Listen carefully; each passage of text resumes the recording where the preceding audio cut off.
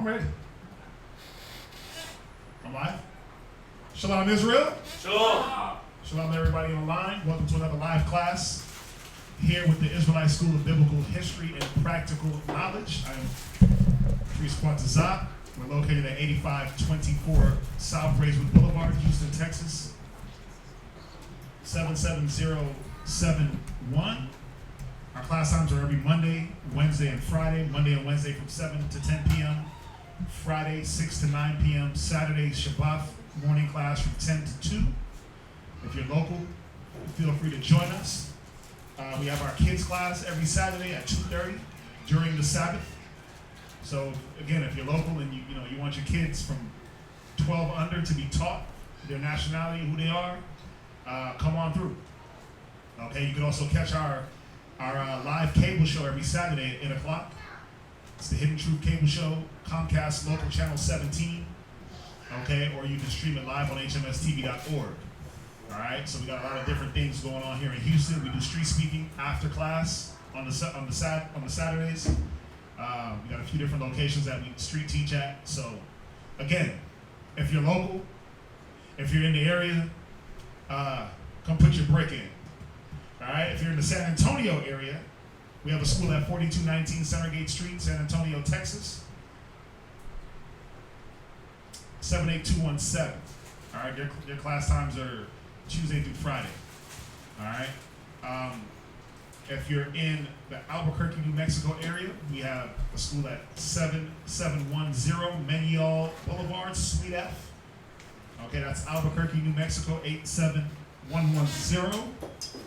For their class times, just hit us up. We can get that to you.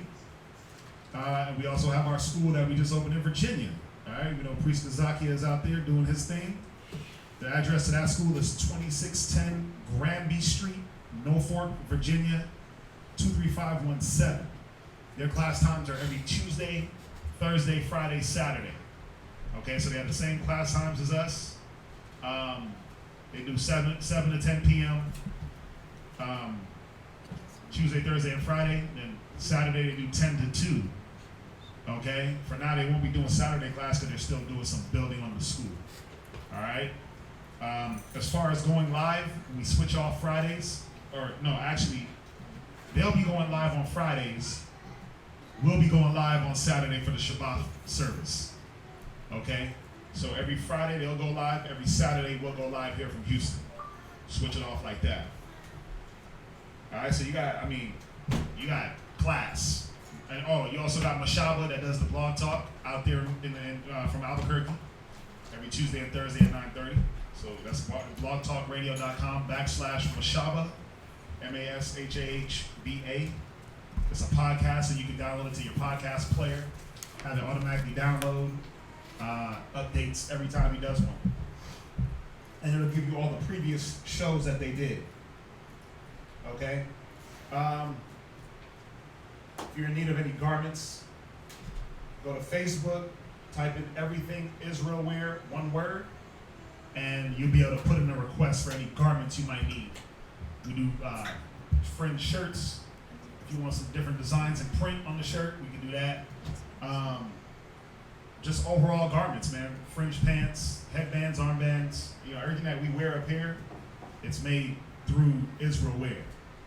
All right, so if you like something, or if you see something that you like, or if you have an idea that you want to get, come to pass, all you gotta do is hit us up. We'll get that done for you. To contact a teacher, you got Priest Kazakia, 281-707-2737.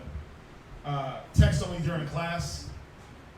Okay, you can hit me up at 303-557-8979. You can email us at isbhpk@isbhpk.org. If you want to email.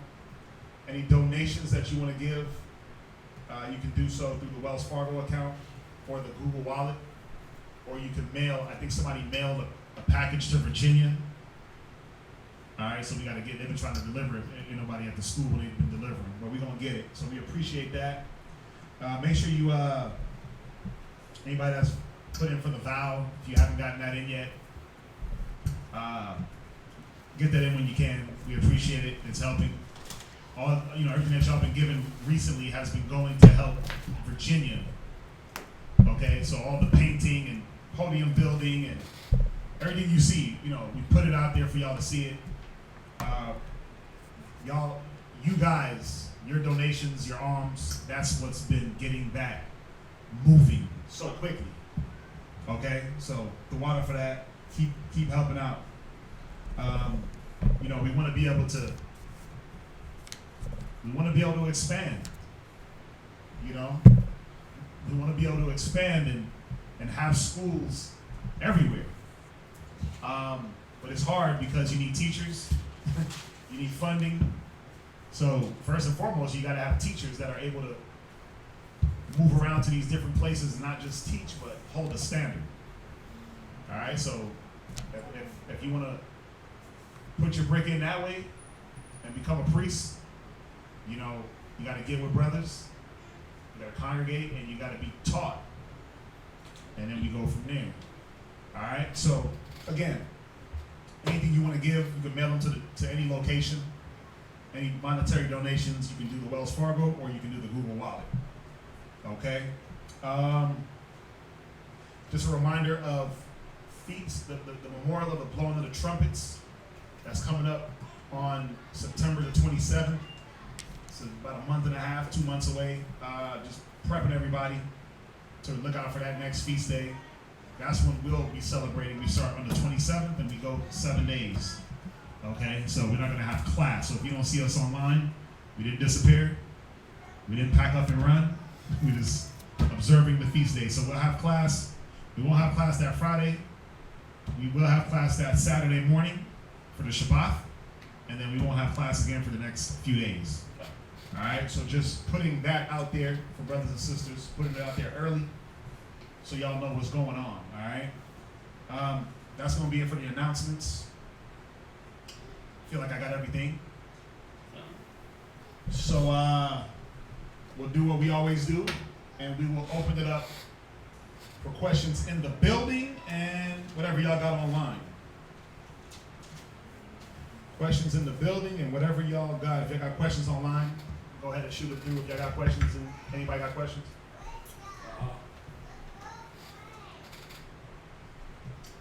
No? Okay, let's give them a moment. Everybody to log on. Yeah, I know y'all were asking questions yesterday. Who got a question? Oh, what's that? Is it useless to recycle, like to try to save the planet? Is it useless to recycle to try to save the planet? Like to do those things to be more green? Well, no, it's not useless because just think about how much trash is affecting the oceans now. Think about go to Isaiah. It's not useless, but is it really gonna matter? No. No, because is the earth gonna implode? Is everything just gonna stop because is everything gonna stop because of pollution? I mean, think about it. The earth is so polluted right now, we just don't know and really understand how polluted it really is. Just the air quality. Our air quality is so different than what, let's say, Adam and Eve had. They had real air. They had real air quality. They had real soil. Think about the land of Canaan, where it tells you that it took 2 men to carry 1 cluster of grapes. So how pure was that land? Now you get some grapes, they're about that big. They're like pea-sized because of this. Go to Isaiah 24:5. Isaiah chapter 24, verse 5. Go ahead. The earth also is defiled under the inhabitations thereof. By the inhabitants thereof. So the earth is going to be defiled regardless. It's defiled spiritually, it's filthy, and carnally, it's filthy. When you look at, you look at certain countries, like, I know Jamaica is a big one. Everybody talks about how beautiful Jamaica is, but it's one of the most polluted countries, especially their beaches. When you go to the beach and they just got tons of plastic because they don't recycle, and they just toss everything. All the tons of plastic bottles that just sit in the ocean. But, you know, what is it going to take to clean all that up? We can recycle all we want. There's not enough recycling in the world that's going to clean up the oceans. Why? Because they're eating everything out of it. Why is the earth defiled? Well, part of it is because they're eating the ocean filter, right? They're eating the land filter, the pig, the shrimp, the crab. They're eating alligators and vultures. They're eating things that clean the earth. So even us recycling, we throw off the actual ecosystem of the earth. The earth has its own natural. We talked about it in the class on Monday about the earth, the things that the Most High has created. And his creations, you know the Most High is real because of the things that he created and what they do. Think about the ecosystem of the earth. The water gets dirty, and what do? What do you do when the water gets dirty? Who knows? What do you do when the water gets dirty? Purify it. But the purification system is already there. We ain't got to do nothing. Think about when you have a fish tank, and you got your little cichlids. Most people throw in there with their fish a Procossus or a bottom feeder that does what? Naturally cleanses the tank. You know, your filter does some of the work, but that really just is to oxygenate the water. So because still water don't got no oxygen in it. So the filter is really just bringing oxygen into the water for the fish. But the placo or the bottom feeders, they eat the dirt when the fishes poop. They eat that. So the earth already has a natural ecosystem. The air. When the air is dirty, that's why we have trees. We talked about it. Trees suck up the carbon and pump out oxygen. So, you know, if you want to talk about what do they call it? A footprint? What do they call it? An eco footprint? What do they call it? Our carbon footprint. Yeah, we are defiling the earth. Now, again, is recycling going to fix the defilement? No. Because we're taking out the natural filters, the natural things that the Most High set up to clean the earth. Read it one more time. The earth also is defiled under the inhabitants thereof. Why? Go to Job 9:24. The earth is always going to be defiled if the wicked are in control. Why? Because again, is it just a physical defilement? No. It's a spiritual defilement. Job chapter 9 verse 24. They're breaking the spirit, and it's also causing these carnal implications. Go ahead and read that. The earth is given into the hands of the wicked. Right. He covered the faces of the judges thereof. Right, so if the earth is given into the hands of the wicked, is the wicked talking about, or is the wicked worried about recycling? Remember Mr. Burns from Simpsons? What was his whole thing on? Like, he ran Springfield, right? He was the man. Yeah. But what did he have? He had the power plant. Yeah. But all the little joke was what? He was always dumping the waste into the like Springfield Reservoir or whatever it was. He was a wicked man that didn't care about his carbon footprint or how he defiled. He just cared about making money. It's no different than all these gas companies, BP and Texaco and Shell. You think they care about how they defile the earth?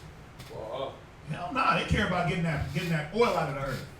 And whatever they do, you know, what they're doing to pull that oil out, it's causing ripple effects that you can see it. The earthquakes are happening more and more. They're killing off a lot of the animals. Think about when that BP oil spill happened. You think they care about cleaning that up? There's still oil residue out there, man. There's still animals being affected by that oil. So the wicked don't care about keeping the earth clean, because if they did, they wouldn't do half the things they do to make money. You know, you wouldn't have so much plastic. All that plastic, remember the six-packs come in those plastic things? Plastic six-pack holders, but then you look at the little commercial and the baby duck is stuck with the thing wrapped around his beak and around his neck. And I seen an elephant, man. I seen one with an elephant. It was weird. He had something wrapped around his trunk. And basically, I know they used the trunk to pick things up and put it into his mouth, couldn't eat. So he was sitting there, laying there for probably weeks, just getting emaciated. By the time they caught up to this elephant and tried to break whatever was around his trunk, man, he died right there. They were trying to do like CPR on the elephant, stepping on this dude's side to get his heart pumping. You know, an elephant's huge. He had to jump up and down on his belly to get his heart pumping. It didn't work. He died. But you know, all the things that the wicked do, they cut down the habitations of the animals. Think about it. You cut down the natural habitat of the animals and force them to what? Relocate. You force them out of their natural habitat. Now you got bears in your backyard. Because, yeah, you got snakes, crocodile, because the wicked don't care, man. They'll infringe on any property. Anything is theirs. So it ruins the ecosystem. If you want to talk about real recycling and really getting things back, the ecosystem of the earth has been destroyed. Because why? Read it one more time. The earth is given into the hands of the wicked. Right. He covered the faces of the judges thereof. Go ahead. If not, where and who is he? Right, so remember, the scriptures say that when we come back into power, even the trees will rejoice. Right? When the righteous come into power. It says when the wicked are in power, the earth is in mourning. But when the righteous are in power, it says the trees are going to be happy. They're going to be singing. So that's what it's going to take, man. It's going to take us having to get back the kingdom and then restoring the true balance of the earth. So recycling, is it really helping? I don't think it does. I don't think recycling helps. Because think about how many landfills and just how much trash we get rid of on a daily. Like think about a place like New York when they do trash collection. They gotta haul that off to a whole nother island off of New York. Yeah, if you ever been to a landfill, or the dump? Yeah, man, the dump is crazy. The way they do it, then they'll go ahead and build a house on top of that, on that whole heap. They'll build houses, they'll build all types of stuff, man. Because it's the trash and all that stuff is never gonna stop as long as we're doing things the way we're doing them, which is off anyway. We waste a lot. All these chemical plants and all these different things that are not necessary. That's what's defiling the earth. So is it necessary to recycle? I don't believe so. I don't think it's gonna change anything. It's gonna be purified. Everything's gonna be pure when the Most High sends Christ to restore.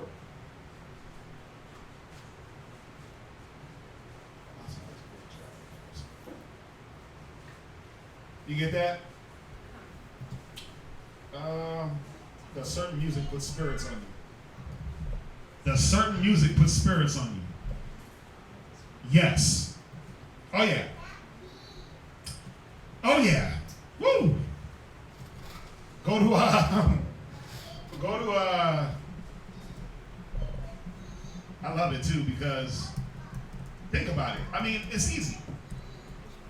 When you listen to if you came up listening to a certain genre of music, you emulated that. If your spirit wasn't strong, I ain't gonna lie. I remember I wanted to be Jay-Z for the longest. I wanted to be down with the rock. I wanted to be cool like Jay-Z. I wanted to have that swag, that flow. Went out, got my GS 300. You know what I'm saying? Got my Lex, right? Walk around with my Yankee fitteds, my Timbs. I wanted to be that guy. It's funny. We had a whole talk about music last night. He don't listen to music. And I was like, why don't you listen to music? And he was taught from an early age that, yeah, it does put spirits on you, and it does put you in a frame of mind. Think about it. You listen to certain music when you work out. You listen to that fast-paced, hard-hitting music. Why? It gets you pumped up, right? The tempo. Or think about when chicks get emotional. Even some dudes. What do you listen to? Sad, depressing. You listen to sad, depressing R&B because it relates to your plight or what you're going through. But it don't really relate to it. It just adds more sorrow to it. Let's deal with David. Go there real quick about David. Go to Samuel. Because not only does music put spirits on you, it takes spirits off of you. It does. Oh, when he was playing the harp with you. Yeah, when he played the harp. Go there real quick. Go to it's in 1 Samuel.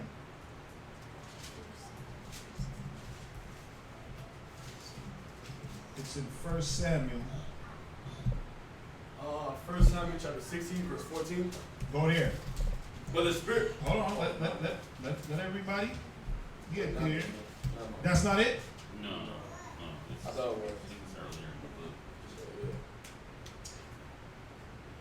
It's the Spirit. Yeah. All right. Hold on. It's not earlier. It's later. Yeah, because it's. Watch. Here it is. No, this is it right here. No, you're right. Yeah. It is. Go ahead. Read that. Where you want me to start from? Go start at 1 Samuel. Yeah, you can start at 16 and verse 14. Come, for the Spirit of the Lord departed from Saul, and an evil spirit from the Lord troubled him. Right, so this is Saul, man. Saul was troubled with an evil spirit. Go ahead. And Saul's servant said unto him, Right. Behold, an evil spirit from God troubleth thee. Read. Let our Lord now command thy servants, which are before thee, Right. to seek out a man who is a cunning player on an harp. Yeah, it's like, why would you go get a harp for a man that got a demon on him? Well, because that string instrument, that string music, it was able to remove these demons, man. But that's why they play your music. And if you do the research on the megahertz, the tones, Yeah. the chanting, when you listen to Percocet, The hook. Molly Percocet, chasing chicks, gotta chase a chick, right? And he recites that. It's a chant. So he's chanting these things, and what does it do? What does a chant do? It sticks in your brain. Think about the ABC song. How come they never teach your children A, B, C? Or no, they never teach your children A, B, C, D, E, F, G. But they teach them A, B, C, D, E, F, G, H, I, J, K, L, M, N, O, P. They put a melody to it. It's now easily attained to the brain. Your mind is going to remember that melody. Come. Now, if I'm chanting about Molly Percocets and I'm chanting about killing this nigga and killing this and hitting that, that's what's going to stick in your head. You see that? So music, yes, it does put a spirit on you because think about it. How many people listen to music and then actually follow it? You got people thinking that you really got people following like the advice of R&B, right? The advice of R&B is leave him, he ain't crap, you can do better. And what do people do? They're like, oh, I gotta follow the weekend. What's the weekend say? Don't believe in true love, right? I'm a loser. Sidewalk saved my life. All this crap, and people really follow the advice and counsel of music. So it puts you in that depressive. If it's depressive ass music that you listen to, you're gonna be depressed. You know, if I want to calm and chill out, I'll go listen to some Coldplay. You know what I'm saying? I'll listen to some Coldplay. It's not all the way kill myself music, but it's like it calms you down. It's soothing. The melodies. Yes, sir. You know I'm in class right now.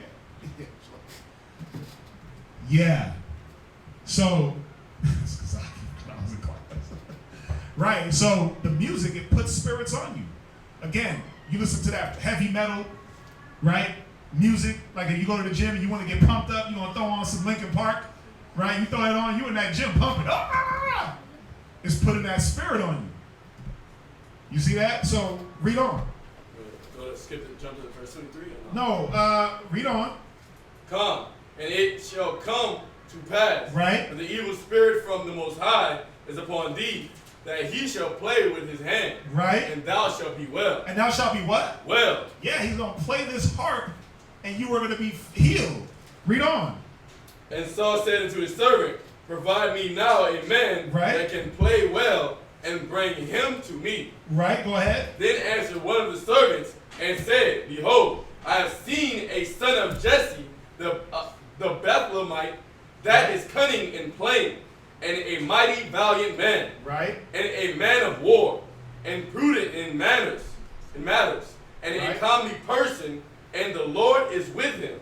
Wherefore Saul sent messengers unto Jesse, and said, Send me David thy son, which is with the sheep.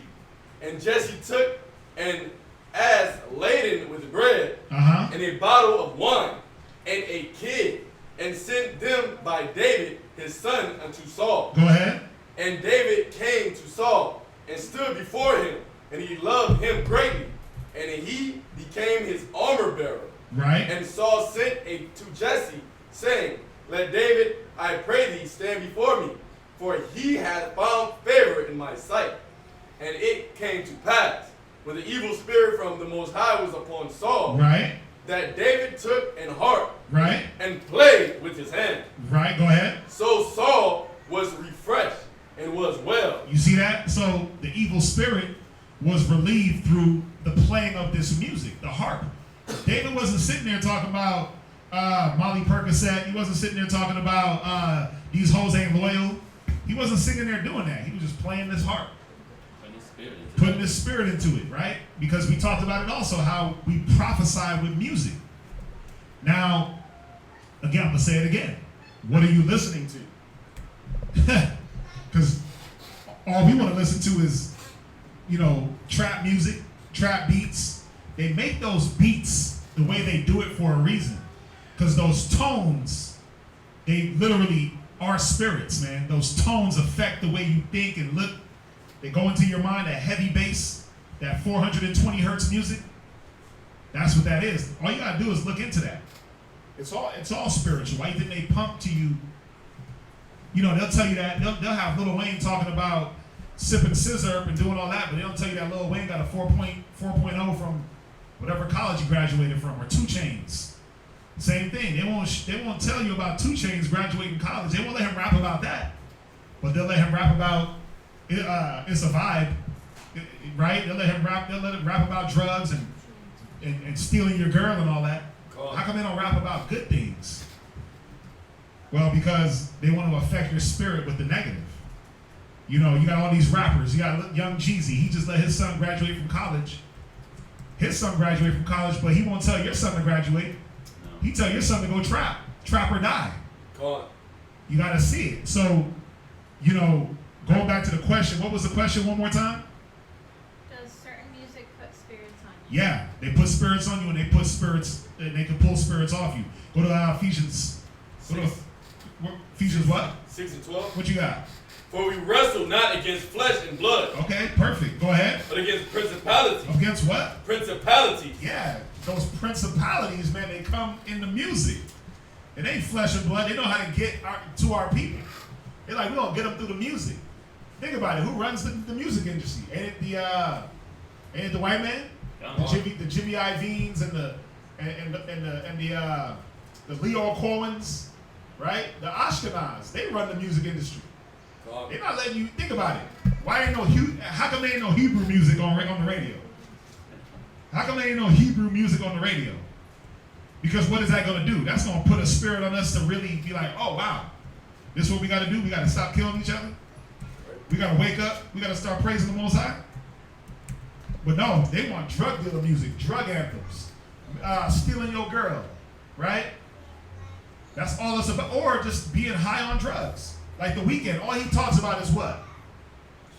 Drugs. Doing drugs and sniffing coke off a chick's butt cheeks, right? And popping mollies and drinking scissor. Said he's another artist besides The Weeknd. Who said that?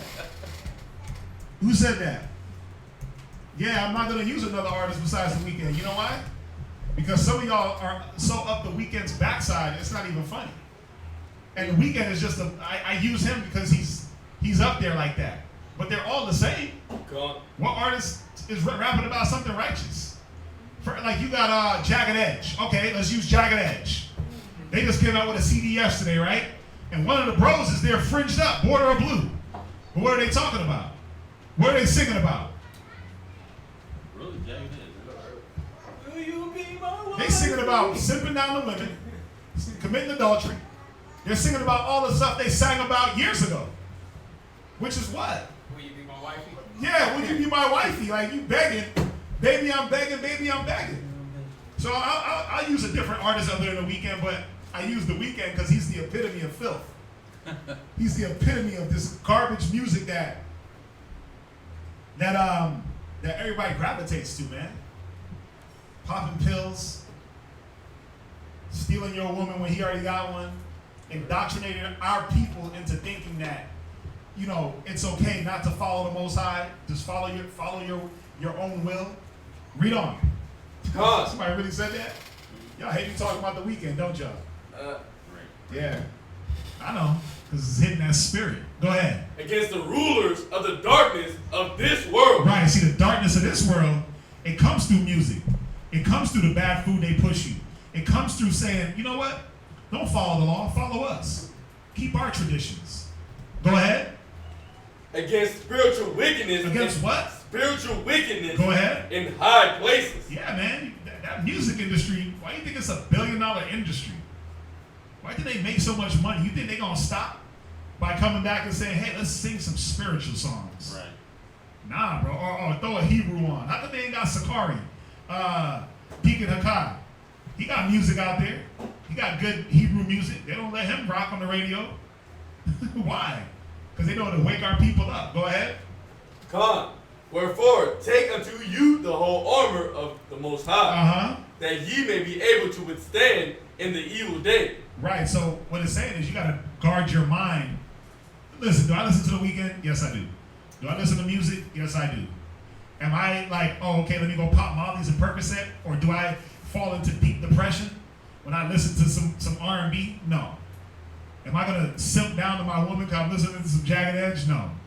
Because I know what it's about. Now, maybe back in the day, I would let the music affect me when I was younger, but now it don't affect me. Now I'm just like, oh, it's just entertainment. Con, it's like he has a filter on his brain right now. He has a scriptural.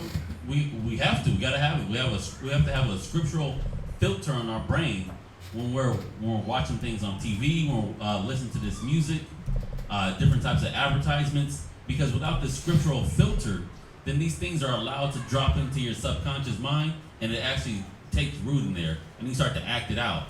Like, that's one of the reasons why I didn't listen to it growing up. I felt I was too immature. I was mature enough to say I was immature to listen to it because I didn't want to follow after these things.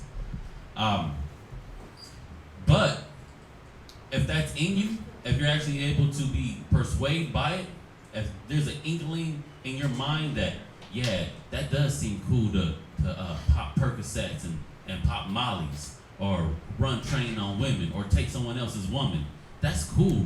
That gives you clout. That gives you status. If that's somewhere in your mind, the scripture says, man, cling to his life. You know, if you're going to cleave to something like that, if you got an inkling of that in you, and you move towards that, then that's what's in you. You need to deal with that and not even allow yourself to be entertained by that type of music. Yeah, go to Colossians 3 and verse 1. I mean, you got to see, man, they use the music to throw us off. And it's been throwing us off for years. So now we got to come back. Think about it. We got music here in the scriptures. All them Psalms were music. Before you go there, go to Ephesians. Before you go there, go to Ephesians. Put on phone conversation. No. Damn, I just had it.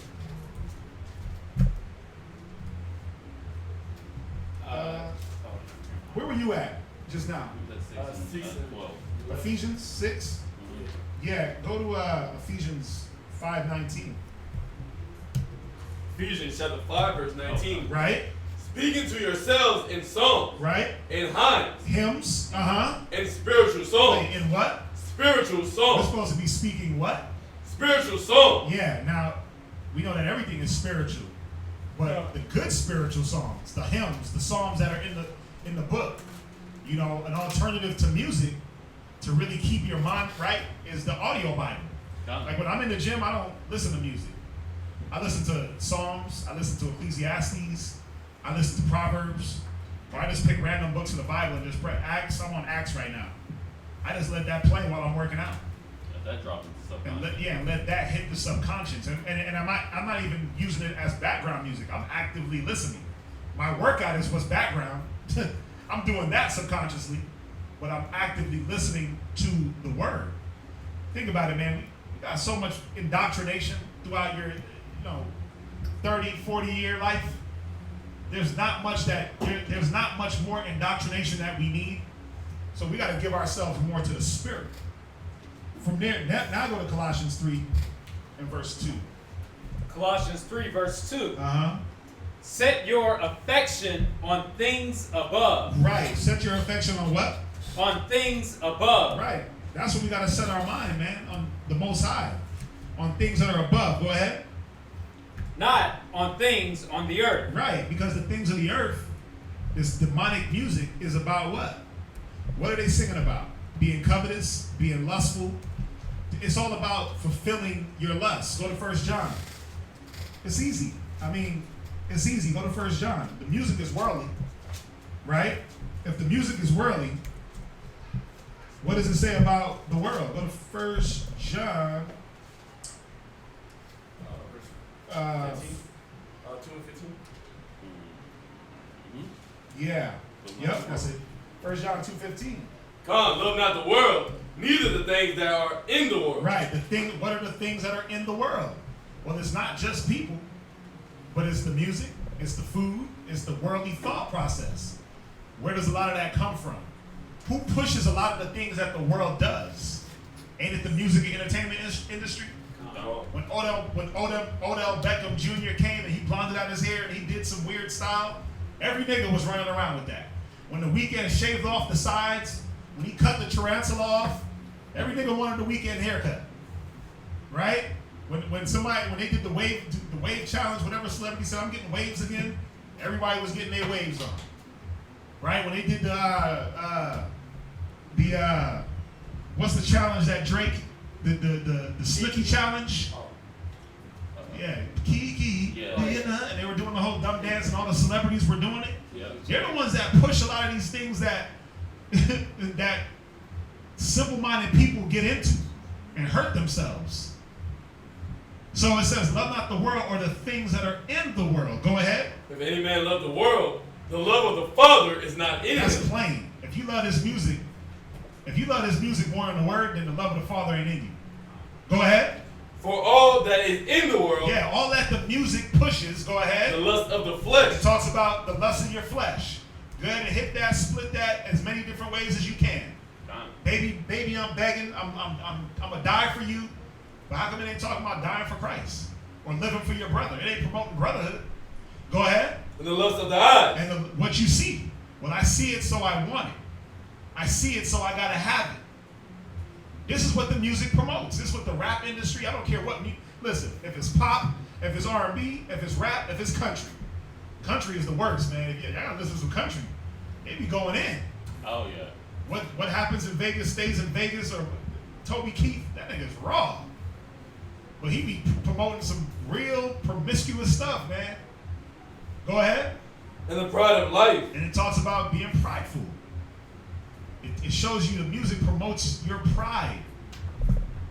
Go ahead. is not of the Father. Wait, so the music is not of the Father. He said that we got to sing spiritual songs and hymns and psalms. He already gave us that. David was the example. David had chief musicians. David himself was a chief musician, if you look at it. He was playing that harp. Go ahead. God, but is of the world, Read. and the world passeth away. And all the things that are in the world passes away. Think about it. Ask yourself this. And I already know Tupac asked it. I wonder if heaven got together. Right? Y'all really think that rap music is gonna be in the kingdom? Like you gonna be strolling down the block, listening to Future? Like Future is gonna be the music of choice? The Weeknd? Y'all think The Weeknd is gonna be first of all, he's a damn Hamite. So we ain't gonna be listening to Ham. Right? He's Kush. We ain't gonna be listening to Kush. We ain't gonna be listening to Nipsey Hussle in the Kingdom. John Legend, we ain't gonna be listening to that. Kirk Franklin, what y'all think? Kirk Franklin is gonna be in the Kingdom? Kirk Franklin got a damn masturbation problem. He got a damn porn problem. Oh yeah. He's a porn addict. You think he gonna be in the Kingdom? You think all the music, I don't care how sweet and, like even, you listen to like Sade. I love Sade. When you listen to her music, bro, it's like, wait a minute. This ain't biblical. It's smooth. Yeah, it's smooth and it's soothing. You're like, damn. But then when you really think about it, it's like, wait a minute, is this kingdom music? Sade ain't making it into the kingdom. Sam Smith, Adele, all your favorite artists, or your favorite rapper's favorite rapper ain't making it into the kingdom. I'm sorry, because they're not talking about anything that's of the Father. So it says the world passeth away. Go ahead. The lust thereof. And so does all the lust. All that filth that the music is talking about, that's going to be gone. Read. But he that doeth the will of the Most High. Right, and who's rapping about the will of the Most High? Except for the little rappers we got in the Hebrew community. They're rapping about the will, man, he's on that chair, yeah. They're rapping about the things of the Father. But your everyday Hot 97, the music that they play or whatever, they're not dealing with the will of the Father, man. You just gotta ask yourself, is DMX making it into the kingdom because he got a little prayer at every CD, at the end of every CD? He's really making it into the kingdom? Nah. Or are we gonna be listening to that music in the kingdom? That's all you gotta ask yourself. No, because it's lustful, it's hateful, it's murderous, it promotes separation and division. Alright, so, I mean, do I gotta go on? Y'all tired of hearing me talk about the weekend? Suggestions. Oh, they gave some suggestions. Who else you want me to talk about? Usher, Tank, Trey.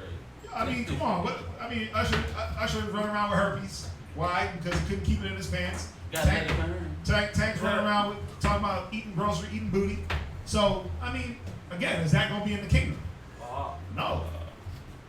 No, it's not going to be in the kingdom, man. Who said that? Trey Songz, Mr. Steal Your Girl?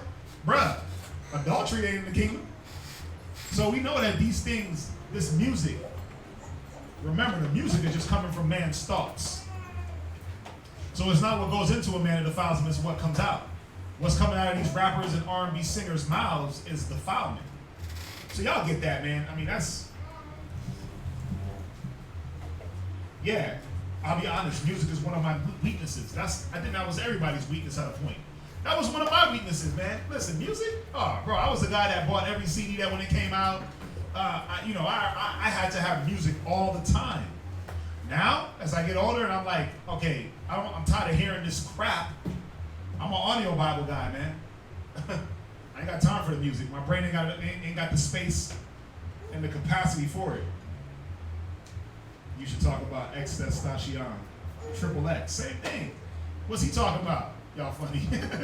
What's he talking about? Everything that he does is it sounds like it's suicide music, emo music. They call it that emotional music. I never really listened to him, but from what I've heard, it's all emotional. It's about your senses, right? It's earthly. It's sensual. What else we got? Mine was Tupac. Yeah, all y'all love Pac. Like he was a ghetto prophet. Like, man, come on. Tupac is the same one that told y'all that only God can judge you. And got y'all all messed up out there. Only God can judge you. Wonder if heaven got a ghetto. But then he'd be the same one talking about, I stole your woman. Come on, man. Confusion.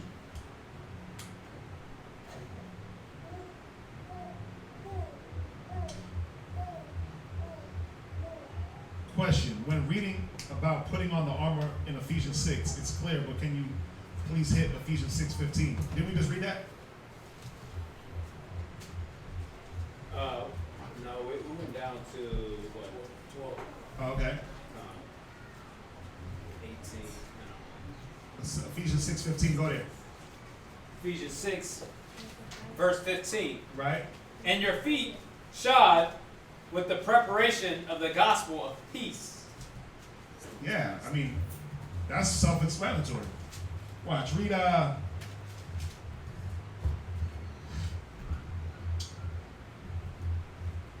Ephesians, right? Therefore take you the whole armor, verse 13. Read verse 13. Ephesians 6, verse 13. Right? Wherefore take unto you the whole armor of Yahweh. Right? But ye may be able to withstand in the evil day, Right? and having done all to stand. Stand therefore, having your loins girt about with truth, Right? So it says, have your loins girt about with the law. Go ahead. and having on the breastplate of righteousness, Right? You got to have that righteousness, that breastplate. Read. and your feet shod with the preparation of the gospel of peace. Right. Yeah. You know, think about it. That's part of armor, first and foremost. But that gospel of peace, man. What was Yahweh Shai about when he was going around and he was going to these different cities? Was he bringing this death and destruction? Nah, he was bringing peace. Right? Remember when the city of Samaritans wouldn't accept Yahweh Shai and the apostles, and what did the apostles ask? They said, should we call down fire from heaven? Yahweh Shai said, I didn't come to put men to death. I came to bring men life. So that gospel, man, it's telling you gotta be in the word. You gotta step into the word, you gotta walk it, you gotta talk it. You know, there's not really too much on that. It's not really that deep. Let's see here.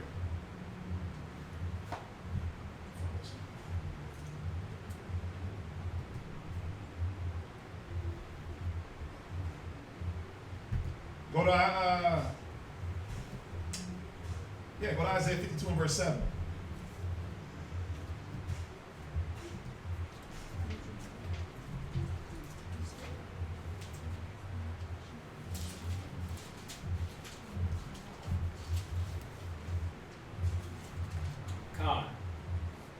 Isaiah 52 verse 7. How beautiful upon the mountains are the feet of him that bringeth good tidings. Right. Bring the gospel, right? Doesn't gospel mean Good news. good news? Yeah. So when it says,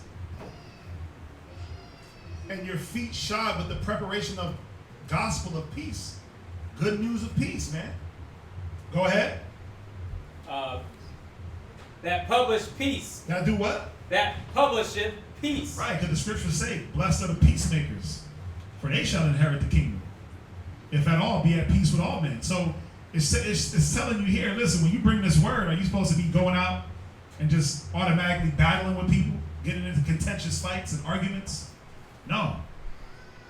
If at all possible, be at peace with all men. Yahweh Shai was about peace. When he comes back, we know it's a different story. But you always ask yourself this. How many times did Yahweh Shai go out and get into a fist fight? Never.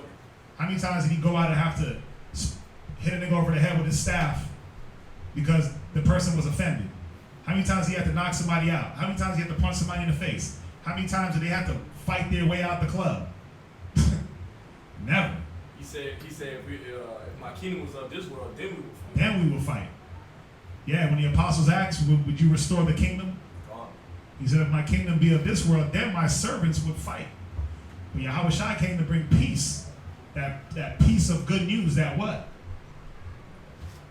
Right? Matthew's 10 and 5. Go there real quick.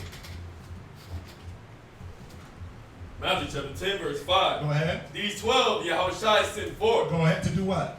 and commanded them, saying, Right? Fight everybody. Go not into the ways of the Gentile, Right? Go not into the way of the Gentile. Read. and into any city of the Samaritans. Read. Enter ye not, Come on. but go rather to the lost sheep of the house of Israel. And what was the mission? Read. And as ye go, preach. No. Fight. Argue. Preach. Contention. Preach. Preach. Go ahead. Say, Uh-huh. the kingdom of heaven is at hand. Right. That's what it was about. And any man that didn't receive them, bid them that Godspeed, dust off your feet, and leave. Oh. That's how we should operate today. You got something else? No. Oh. Right? So that's what it's about. Remember, the scriptures say, blessed, we can get it. Blessed are the peacemakers. Right? You got it? Matthew chapter 5, verse 9. Read. Blessed are the peacemakers. Blessed are the who? peacemakers. Right. Why? Because that's what it's about. That's what the word is about. The word was supposed to bring us peace. Right? Matthew 5:9. Go ahead, read on. For they shall be called the children of the Most High. Right. You see that? The meek will inherit the earth.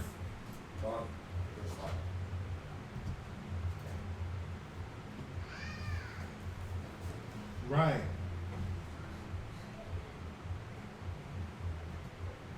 Let's see here. Go to Romans 12:18.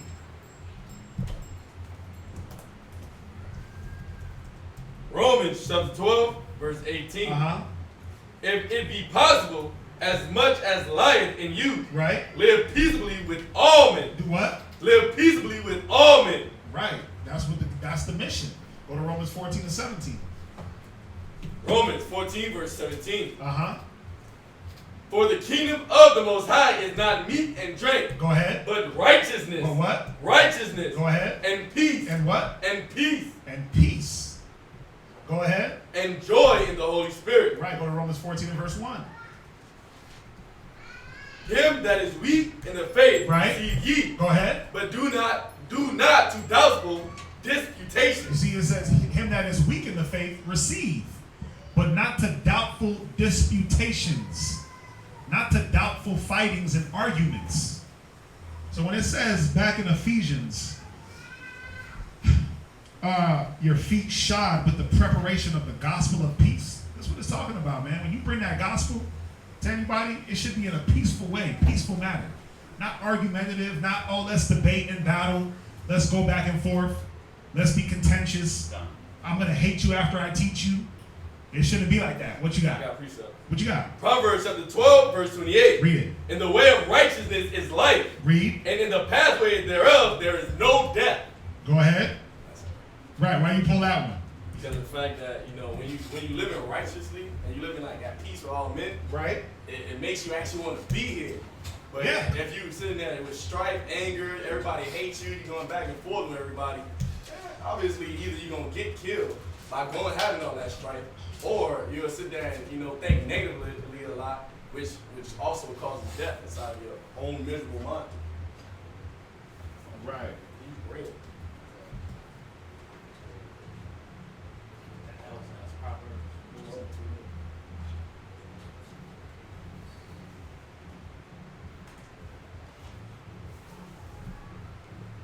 Right. Is that it on that? Oh yeah. All right. Mustafa, hopefully that answers the question. I mean, if you need more scriptures on that, we got you. There's a lot. Yeah, I mean, we can go all day. We can go all day on that. That's the whole class. I don't want to go all day. I know. I want to hit this class. But what else we got? Any other questions? I'll be listening to jazz. There's another one. Yeah, you can listen to jazz music. It's a lot of instrumentals. You gotta understand, man. There's nothing wrong. Listen, there's nothing wrong with listening to a little relaxing music from time to time. There's nothing wrong with it. But once it starts to enter into your brain more than the wisdom, that's the problem. That's what we gotta realize. What else? Kind of clear. Just wanted to make sure I was listening. Jasmine has a question. Huh? Jasmine has a question. Jasmine. Does Exodus 30 we can't eat red meat with cheese? If not, what's the proper breakdown? Oh, see not a kid in his mother's milk? Go there real quick. No, it doesn't mean that. No. Go to Exodus 23 and 19. That's what the fake Jews say that it means, but that's not what it means. Because I'm not giving up burgers for nobody with cheese. Nah, I'm playing. That's not why. Read it. It's Exodus 23 and verse 19. Yeah. Exodus 23:19. The first of the first fruits of thy land thou shalt bring into the house of the Most High thy power. Right. Thou shalt not seeth Right. a kid in his mother's milk. Right. It's saying you should not see a kid in his mother's milk. It got nothing to do with cheese and meat. No. What it has to do is telling you you can't kill a baby calf or a kid goat while they're still nursing. Done. That's what that's talking about. Don't see a kid in his mother's milk. Why? Because Esau, what's one of Esau's delicacies? Veal. Veal. And usually that veal, the younger the meat, they say the more tender. I've never had it. I never had it either. I thought it was always weird to eat a baby calf. I couldn't afford it. But what they do, they kill that calf while it's still on the milk, because the meat is supposedly more tender. So the scriptures is telling you plain out, you're not supposed to kill a calf while it's still nursing. Let it get off the milk and get of age. You just gotta look at it. Read the scripture one more time. The first of the first fruits of thy land, Right. thou shalt bring into the house of the Most High thy power. Right, so the first fruits was talking about not just fruits, but the animals, the firstlings of your flock. But he was warning us that even though you're bringing the first of your flock, don't bring them when they're too young. Let them get aged first over that year. Usually it's about a year for them to get off that milk, maybe sooner for some animals. But he was basically saying if this animal is still nursing, don't kill it. Let it get off the milk first. That's simple. What else we got?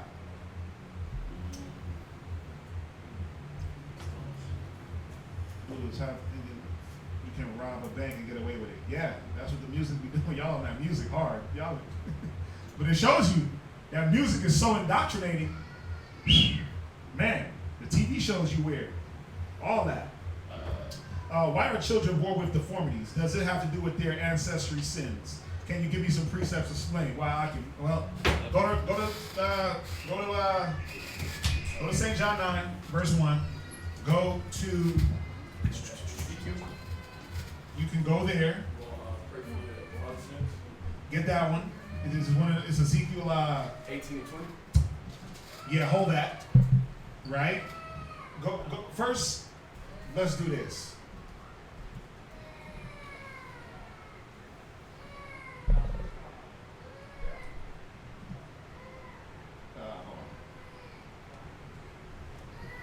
on. Iniquity. Go here. Go to Exodus 20 and 5. Exodus chapter 20, verse 5. Right? So go to Exodus 20 and verse 5. Read that. Come on, Exodus chapter 20, verse 5. Right. Go ahead. Thou shalt not bow down thyself to them. 20 and go ahead. Yep. Oh, nor serve them. Read. For I, the Lord, thy power, am a jealous God. Go ahead. Visiting the iniquities of the fathers. Doing what? Visiting the iniquities of the fathers. Go ahead. So the Most High said he will visit the iniquities of the fathers. Go ahead. Upon the children. Upon who? The children. Go ahead. Unto the third and fourth generation. Right. So the Most High said it, man. He visits the iniquities of the fathers onto the children to the third and fourth generation. Go ahead. Of them that hate me. Right. So is that always the case? La. It's not always the case because of Ezekiel. Go there real quick. What was it? Ezekiel chapter 18. You want me to start at 20? No, you're going to start at, hold on. No. Start at Ezekiel 18 and verse 1. Come. Ezekiel chapter 18, verse 1. Right. The word of the Lord came unto me again, saying, Right. What mean ye that ye use this proverb concerning the land of Israel? Right. Saying, the fathers have eaten sour grapes, and the children's teeth are set on edge. Right. See, it said the father have eaten sour grapes. The fathers ate the sour grape, but the children's teeth are the ones that are feeling it. They're the ones that are set on edge. Go ahead. As I live, right, said the Lord God, ye shall not have occasions any more to use this proverb. Right. He said you're not going to have occasion to use this proverb anymore of what? Visiting the iniquity of the children to the fathers. Or the fathers of the children. Go ahead. To this proverb in Israel. Read. Behold, our souls, all souls are mine. Right. As the soul of the Father. Come on. So also the soul of the Son is mine. Read. The soul that sinneth, it shall die. Right. So he's saying that, listen, it's no longer going to be when the father sins, the children pay for it. Right? When his father messes up, it automatically is going to go to the third and fourth generation. It don't always work like that, but does it still work like that? Of course. Most High is long-suffering and merciful. Yes, sir. He'll let you mess up and do some filth, and then guess what? 10 years down the line, when you get pregnant, here come that autistic baby. Or here come that Down syndrome baby. Yeah, because he waited. He knew that was the way he was going to get you. But it's not always like that. Go to verse 20. Come on. The soul that sinneth, it shall die. Go ahead. The son shall not bear the iniquity of the father. You see that? The son shall not bear the iniquities of the father. Go ahead.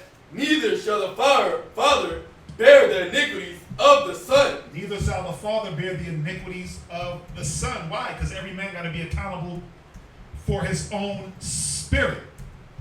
So there's a balance here. You got to see it. There's a balance here. That, yeah, the Most High will visit the iniquities, and he's doing it now. Are we not paying for our forefathers' sins by being in captivity to this place? Yeah, we are.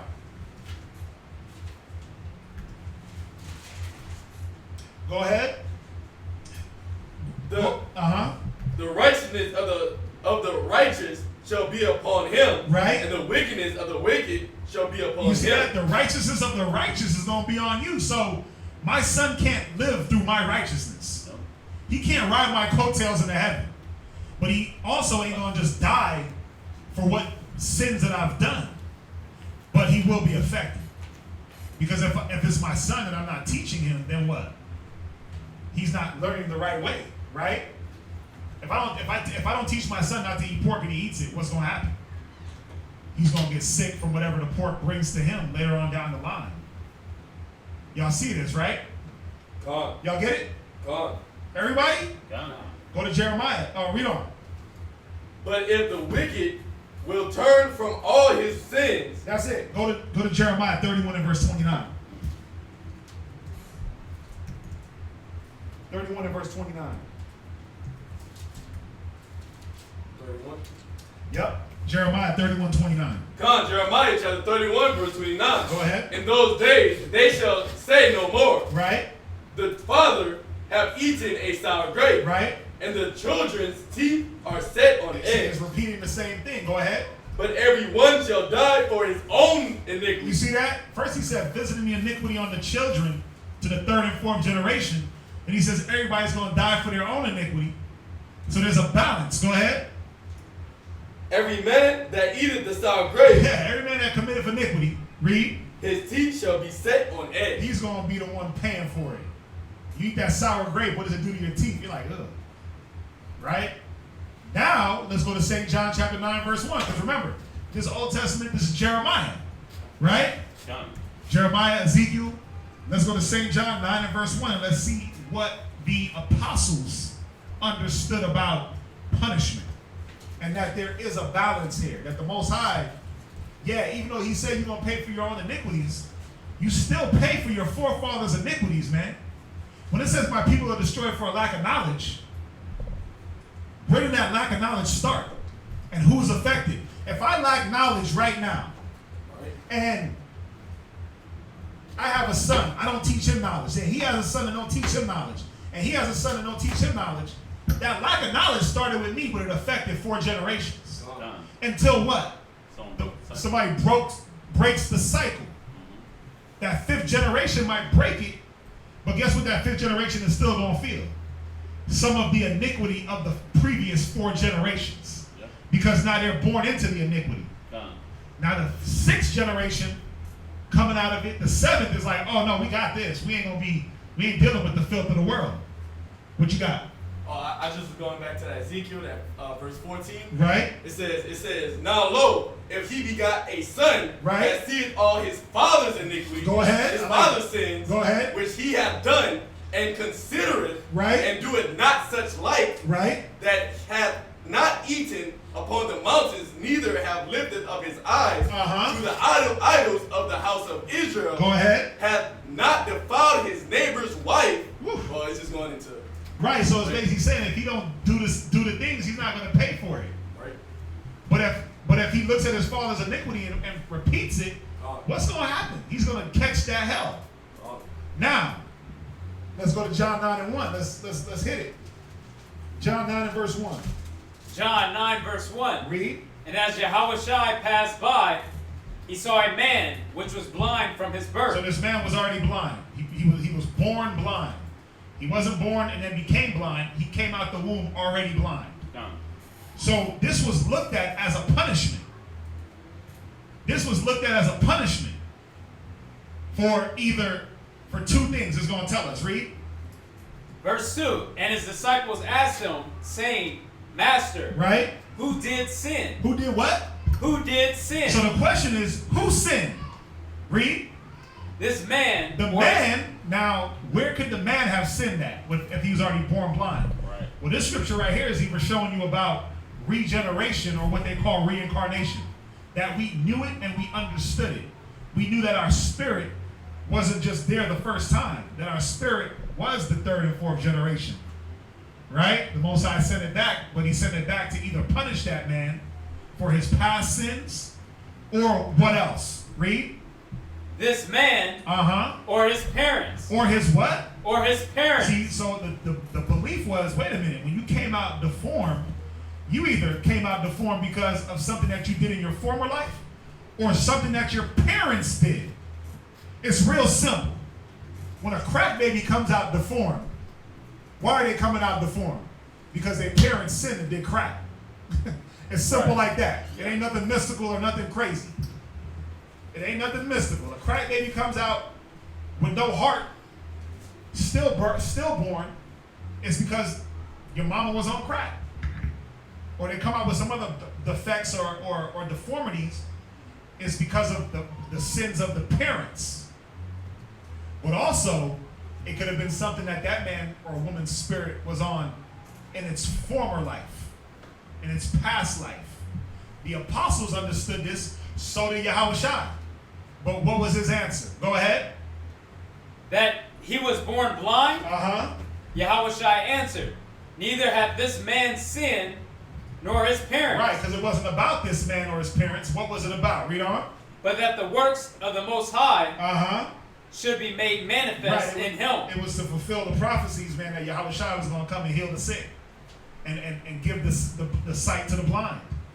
So it was to make the works of the Most High be manifest. The Most High made him be blind so he could run into Christ. Christ could touch his eyes, or whatever, whatever he healed this man.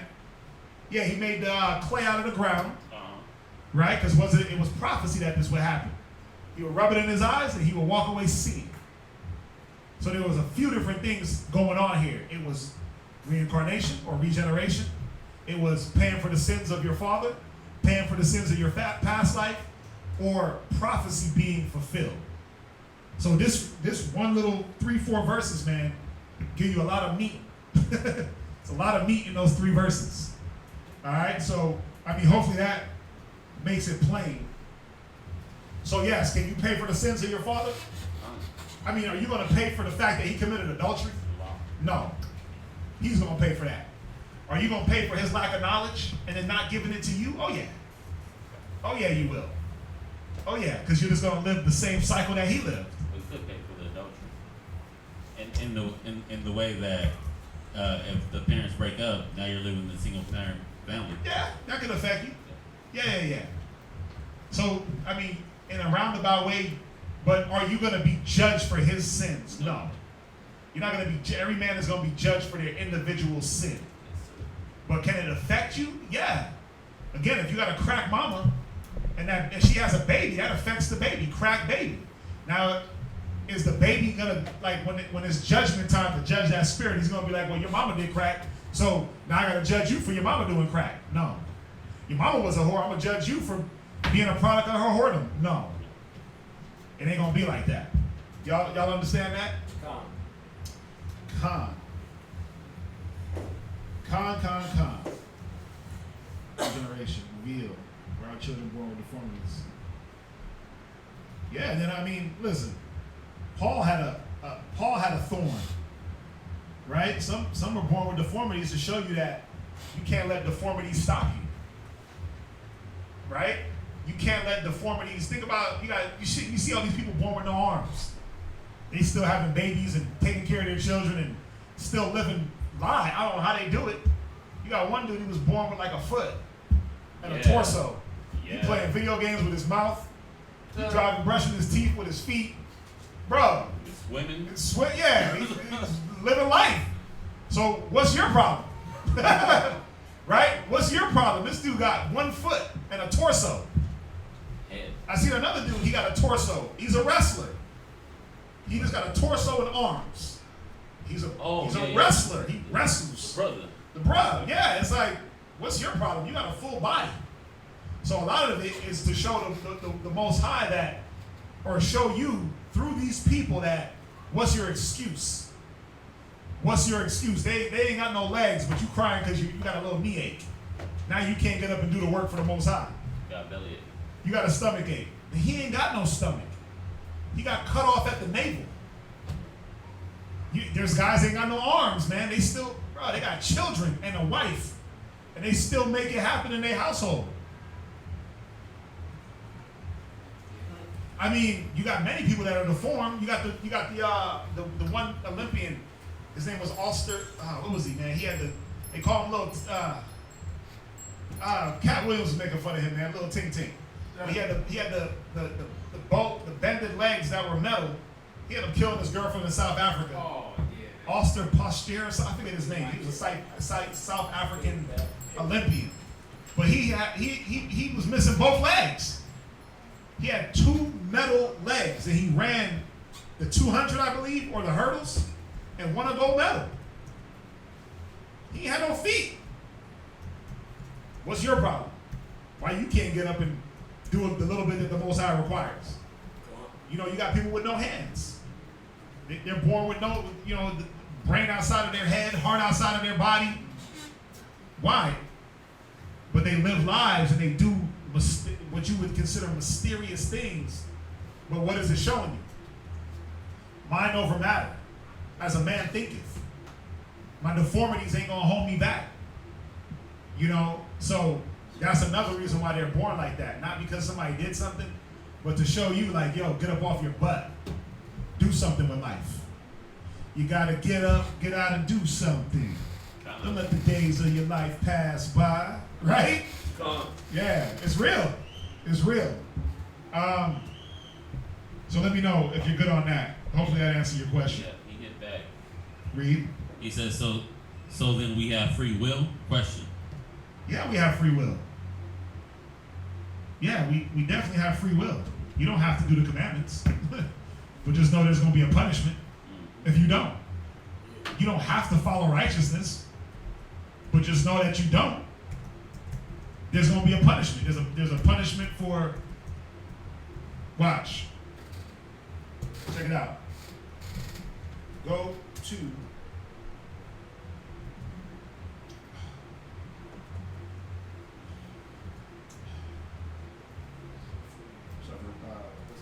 righteousness. Oh no. No. Go to, getting lazy, man. I'm getting lazy with my search. Go to Deuteronomy. Go to Deuteronomy 30 and verse 19. It's funny because, yeah, this was in the class. I think it's still in the class. Actually, is it still in the class? I don't know. Hold on real quick, because if this is in the class, we're just gonna go into the class if I left it, because it's a good question. Yeah, it's in the class. No, go there, read it. It's on Deuteronomy 30 and 19. Deuteronomy 30, verse 19. So this was Moses, man, talking to the people. He gave them all the commandments, read them every single law, statute, and commandment out the book. And this is what he said to them. Go ahead. I call heaven and earth to record this day against you. Yeah, all the angels, Yahweh Shai, we going to record this day against you. The heaven and earth, read. That I have set before you life and death. I gave you a choice. You got life and death in what? Read. Blessing and cursing. Right, the life and the death was this. Follow the law, you'll be blessed. Break it, you'll be cursed and die. Read. Therefore, choose life. Wait, he said do what? Choose life. Now, he wouldn't say that if there wasn't a choice. He would just say, do the commandments. You got no choice, but he's saying choose life. Go ahead. That both thou and thy seed. Now thou and who? Thy seed. Because if you choose death for yourself, it's going to trickle down to your seed. Go ahead. May live. Right. Go ahead. Is that it? Kind of 19. Right. So he said, choose life so that thou and thy seed may live. Very simple. Very simple. Very simple. Should we read 20? You can read it. What does it say? That thou mayest love the Most High, Right. thy power, and that thou mayest obey his voice, Right. and that thou mayest cleave unto him, Go ahead. for he is thy life, and the length of thy days, Right. that thou mayest dwell in the land which the Most High sware unto thy fathers, to Abraham, to Isaac, and to Jacob, to give them. Right. So go to Corinthians. This is one of our favorites. We always go here. What is it? What is it? Yeah. Oh yeah. I know what it is. 2 Corinthians 9. 2 Corinthians 9 and 2 Corinthians 8 and verse 12. Con. 2 Corinthians chapter 8, verse 12. Yeah, go ahead. For if there be first a willing mind, That's it. You gotta be willing. If there be first a willing mind, go ahead. it is accepted according to that a man has. It's what? It is accepted according to that a man has. Right. You gotta be a willing mind. Then it is accepted. Go ahead. And not according to he hath not. Right. So the Most High wants everything to be willing. Everything has to be a free will, man. Even when Yahushua laid down his life, he did it willingly. He said, I give my life, no man take it from me so I can pick it up again. God, the Most High, he don't want robots. He don't want a bunch of people that just, because I have to, doing the robot. He want people that wants to serve him, that want to willingly do what he laid out. People that truly love him. Not Right. not just doing it because they feel like they have to. You know, in all things, we got a choice. You can choose the life or you can choose a death. I choose life. Like Joshua says, for me in my house, you know, y'all know the scripture. It's on all many plaques in people's houses. Shoot. Go to 1 Corinthians 9:17.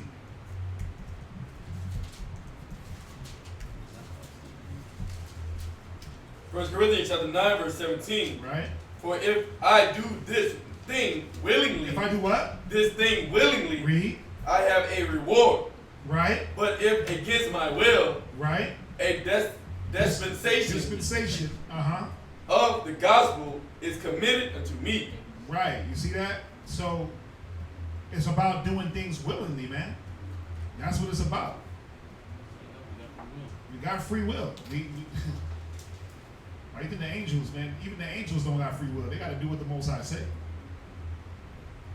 Right? Let's see here. But to every cause is an effect. But to every cause there is an effect. Life Go and to death. go to Philemon. Philemon 1:14. Philemon 1:14. And then we're gonna get into the class. Get it. Read. Philemon 1, verse 14. Come on. But without thy mind would I do nothing, Right? that thy benefit should not be as it were as it were of necessity. He said, wait, start from the top. God. But without thy mind would I do nothing, Right? Without thy mind I do nothing. Come on. that thy benefit should not be as it were of necessity, Right? So But- you're not doing things just because of necessity. Read. but willingly. But what? Willingly. But out of a free will. Most High don't need you. He can raise up stones. Done. He don't need us. He don't need us. He can raise up stones, man. I got a point on that too. In the class. He can raise up stones. So it's about doing things willingly, and that's following the commandment, go to 1 Peter 5. Oh, 2 Peter. Yeah, 1 Peter 5. Everything has to be willing. Yeah, go to 1 Peter 5 and verse 2. 1 Peter 5, verse 2. This is for leadership. Go ahead. Eject, 1 Peter, elect. 1 Peter 5 and verse 2. Oh, You're good. okay. Con. Feed the flock of Yahweh. Yeah, and if any camp that's telling you that there's no free will, guess what? They're teaching you wrong. If they tell you that there's no free will, they're not hitting the scriptures, because there has to be a free will. Nothing can be done out of a constraint or out of forcing. It says, whatsoever you do, do it heartily towards the Most High. So if you're not doing it willingly towards Him, then He don't want it. We just read it earlier. If there first be a willing mind, then it is accepted. Right? He said, feed the flock of the Most High, which is among you. Go ahead. Taking the oversight thereof. Read. Not by constraint. Not by what? Constraint. Go ahead. But willingly. But look up that word constraint. Somebody look up that word constraint. But what? He said, but willingly. Uh-huh.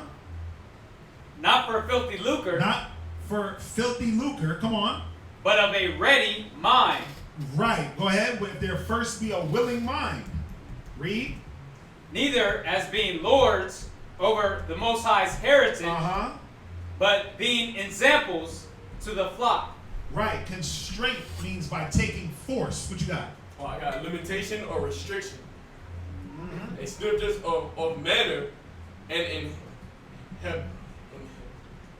Habitual? inhibition Oh, inhibition. Uh-huh. in relations between people. Right. It says control, Right. Go ahead. limit. Oh, that's Right. So I like mine. It says by force or constraint. So it says feed the flock, but not by constraint, but willingly, not by force. Can't force anybody. You can't make anybody follow the commandments. It says be not excessive towards any. It says force not the course of the river. Right? One man plant, one man water, the Most High give the increase. So we can't, there has to be a free will. There has to be, else the Most High don't want it anyway. The Most High say He love a joyful giver, a cheerful giver. Right? Not somebody that's doing things out of oh, well, maybe, I don't know, I don't want to. He gonna get you out of here anyway, man. Come on, let's get into the class. We got an hour. And they have. Let's get in, man. So we got this class titled The Wicked Devices of Man. And, so, we went offline Friday, because that's what we're doing, but it was a good class. We went over some of these scriptures on Friday. So some of y'all might hear them again that were here on Friday. It's revamped, but for the ones online that weren't able to get the class, this is why we're doing it, because it's a good class. So, let's start it out, man. Let's go to through the Spirit. Oh, you're welcome. Yeah, no problem. Rock the hour. See nation, which is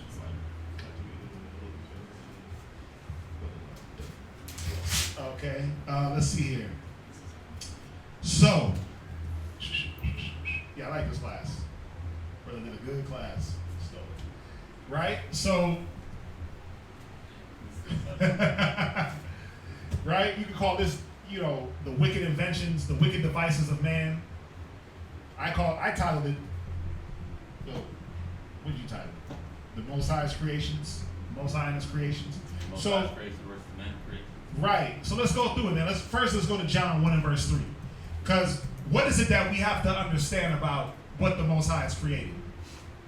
Or what is it that we have to understand about everything that's around us? Who created it? Yahweh. Right? Khan, through the Most High, by Hashem Yahweh Shai. Right? We know that Yahweh Shai, He did the work, the Most High commanded it. But what is it about everything? Well, read John chapter 1 and verse 3. St. John chapter 1, verse 3. Go ahead. All things were made by Him. Right? Without Him was not anything made. Right, so all things were made by Him. Speaking of Yahweh Shai. Right? Speaking of Christ. And for that, you can go to Colossians.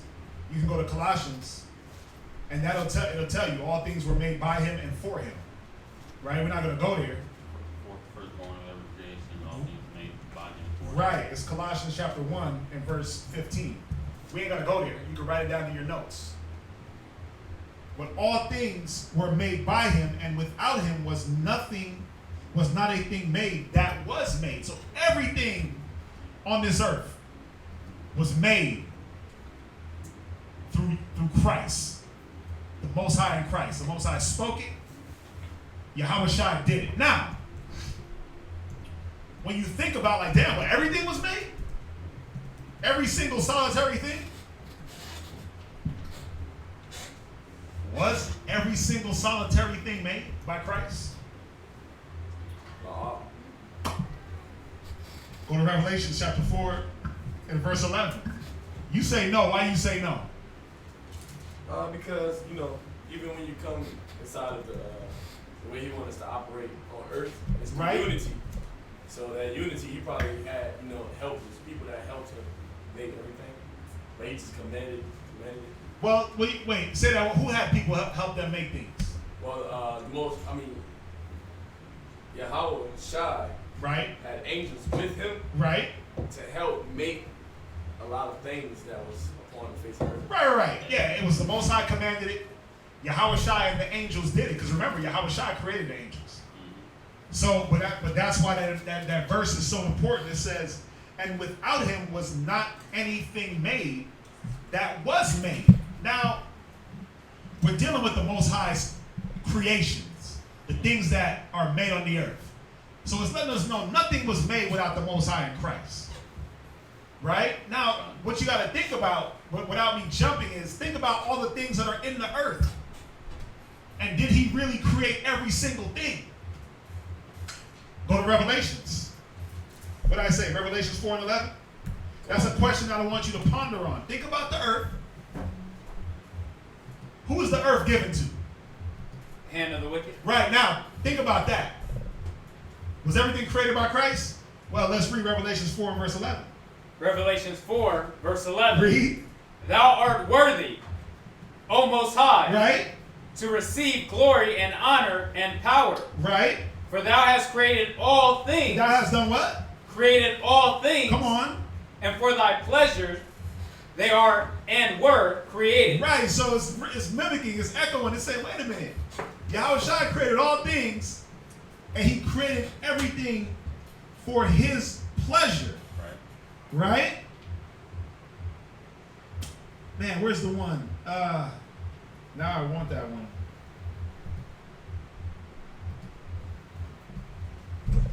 Go to Colossians chapter 1 and verse 16. Now I want it. Because it's going to go right into what I'm saying. So he created all things for his pleasure. Again, I want y'all to think about the earth. Think about the world and think about all the things that are in the world. If he created all things for his pleasure, and if you think about the earth, the world, are some of these things that are created pleasurable to the Most High? Well, Read Colossians chapter 1, verse 16. Colossians 1, verse 16. Start at 15. Chapter 1, verse 15. Right? Who is the image of the invisible power, Right? the firstborn of every creature. Speaking of Yahweh Shai, he was the firstborn of all creatures. Go ahead. For by him were all things created, Read. that are in heaven Read. and that are in earth, Right? visible and So invisible. he created because he created the angels. He created these other spirits that help make and create the earth. Go ahead. Whether they be thrones Right? or dominions Come on. or principalities Read. or powers, Come on. all things were created by him. Now, I want you to think when it says thrones and dominions. You got to think about it, man. You got to think about it. When it says thrones and dominions were created by him, think about it. Think about the dominions and the thrones and the different dimensions that Christ created. Read on. All things were created by him Read. and for him. All things were created by him and what? For him. Right. Now, again, I want y'all to think about the world. Think about the world and the course of the world and think about it. And ask yourself, well, why would Yahweh Shai and the Most High need certain things? that are here. Go to Ecclesiastes 39:16. Ecclesiastes 39 verse 16 in the Apocrypha.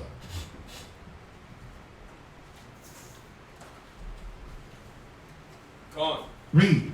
Ecclesiastes chapter 39, verse 16. Uh-huh. All the works of the Lord are exceeding good. Wait, it says all the works of the Lord are good. Exceeding good, right? Go ahead. And whatsoever he commanded shall be accomplished in due season. Right, and whatsoever he commanded will be accomplished. So it's telling us, man, that Yahweh Shai, the Most High, they created everything, but everything they created was good. Right? Go to Genesis. Go to Genesis chapter.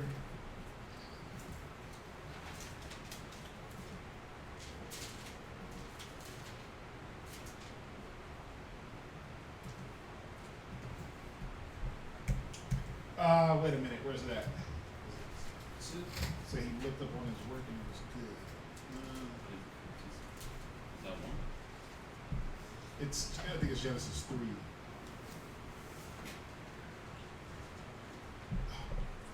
Go to 2:17.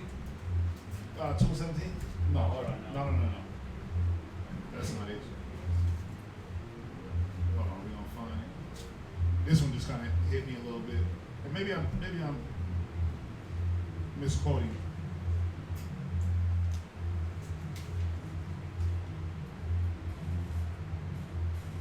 Yeah, no, it's all good. No Genesis. Misquote. So read Ecclesiastes 39:16 one more time. Ecclesiastes chapter 39, verse 16. Go ahead. All the works of the Lord are exceeding good. So all the works of the Lord are all exceeding good. Remember, he created all things. He created all things for himself. By him and for him. Go ahead. Come, and whatsoever he commanded shall be accomplished in due season. Right, and whatsoever he commands shall be accomplished. Now, you know, when you look at It's 1 and 31.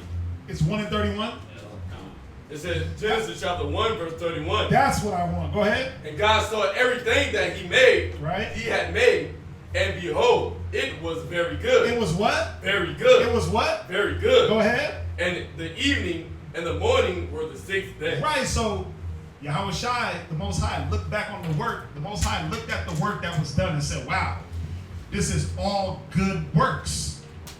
This is all good. So the Most High created everything good from the jump. Right?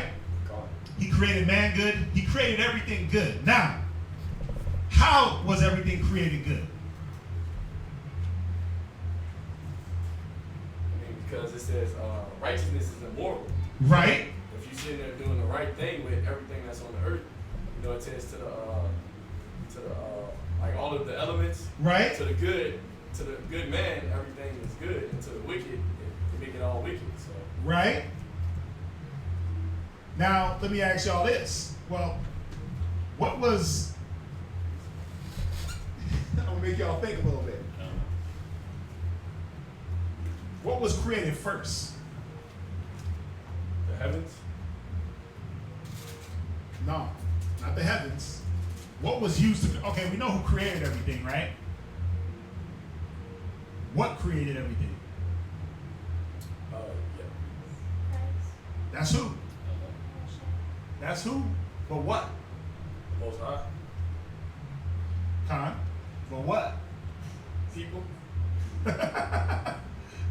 I'm making y'all think a little bit. Huh? Wisdom. What was it? Wisdom. Right? You got it. Go to Ecclesiastes. Go to Ecclesiastes. Is it 39 and verse 25? Yeah, go to Ecclesiastes 39 verse 25. come. Check it out. Read. Ecclesiastes chapter 39, verse 25. Go ahead. For the good are good things created from So, the beginning. for the good are good things created from the beginning. Go ahead. So evil things for sinners. And evil things were created for sinners. Now, when you say evil things, Is it talking about, what is it talking about? Evil things created for sinners. Is it saying that wickedness was created for sinners? Well, it's telling you when you read down. Yep. Read verse 28. These be spirits. There be. Oh, it's like there be spirits that are created for vengeance. Right. Which in their fury lay on sword strokes. Right. So what was created for the sinners were spirits to avenge their disobedience. Now I want you to remember. That the Most High said he looked at all his works. What was part of his works? Was it not man? Gone. And he said that we were all good. Right? Gone. He looked at the work. All the animals were good. All the oceans, all the lands, all the air, all man's. Was it just man or was it the doings of man? Doing. So that everything was all good. Yep. So he rested. Right? Then he comes back and says, for the good are good things created from the beginning. I want y'all to think. What was the first thing created? Or what created everything? We know who. But what? Wisdom. It was wisdom. Go to Psalms. Slot. Go to Ecclesiastes 43 and verse 33. 43 verse 33. Ecclesiastes 43 and verse 30. Wait a minute. No, go to Ecclesiastes chapter 1 and verse 4. Ecclesiastes in the Apocrypha chapter 1 and verse 4. Ecclesiastes chapter 1 verse 4. Right? Wisdom has been created before all things. Wait, it was what? Created before all things. Wisdom was what? Created before all things. See, wisdom was created before all things. You got to think about that. You got to think about that. Wisdom was created before all things. Why is that important and significant? Why is that important? Because without wisdom, like as a human, you're just a beast before the Most High. Right? But what else? What do you mean? What else?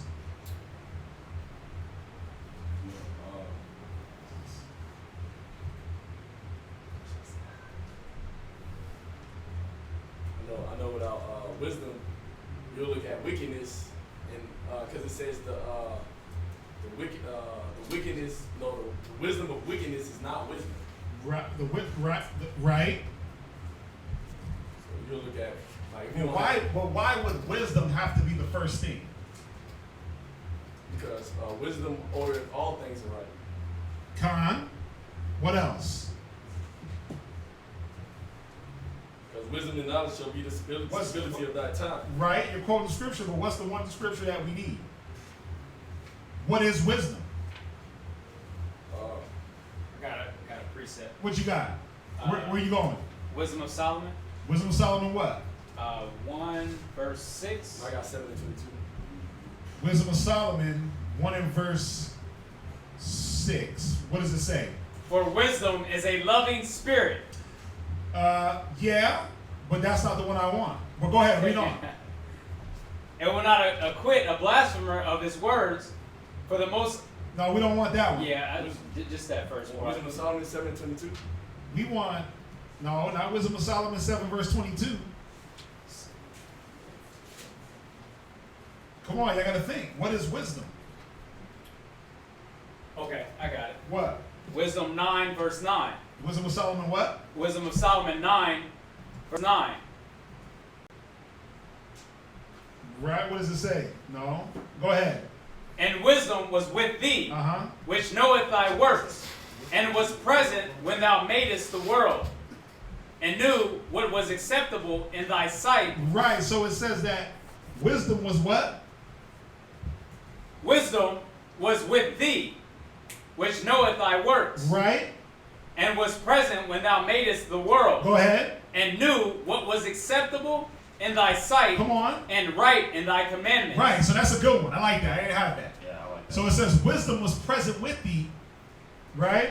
And knoweth thy works. But what is it about wisdom that's so important? Why it had to be created first and then everything else? Naomi. To give it to us. Yeah, but what about it What is wisdom? Let's shoot down. I wasn't gonna say what is wisdom, but it was created to separate us from the other people. Yeah, y'all are right, but what is wisdom? Why would it have to be created before everything? Then everything else flows from it. What is it? What is wisdom? It's a scripture. It's, oh, her thinking. Go to Wisdom of Solomon, 7 and verse 25. Con. Read. For she is the breath of the power of the Most High. She is the what? The breath of the power of the Most High. Go ahead. And a pure influence. Wait. She's defiled? La. A pure influence. Wait. She does her own thing. Pure influence. See, wisdom is a pure influence. This is why it had to be created first. It's the purity from the Most High. Go ahead. Flowing from the glory of the Almighty. Go ahead. Therefore, can no defiled thing fall into her. Right, so wisdom had to be created first so that there was a pure influence from the Most High when everything trickled down to man. So there was no excuse for man to be filthy. Go to Proverbs 3:19. Go to Proverbs 3:19. So y'all seeing it, right? Wisdom was there. Yahweh Shai created things through wisdom. It said wisdom, I like that precept you pulled in 9 and 9. And wisdom was with thee, which knoweth thy works and was present when thou madest the world. Go to Ecclesiasticus. So we read 1 and 4. Wisdom had been created before all things, right? Go to Proverbs 3 and verse 19. Proverbs chapter 3, verse 19. The Lord by wisdom hath founded the earth. The Lord by what? Wisdom hath founded the You earth. see, by wisdom the earth was founded. It had to be done in wisdom because why? Wisdom is the pure influence that flows from the Most High. Nothing else can influence the creation. That's why it was pure. Read on. By understanding hath he established the Go heavens. to Psalms 104 and verse 24.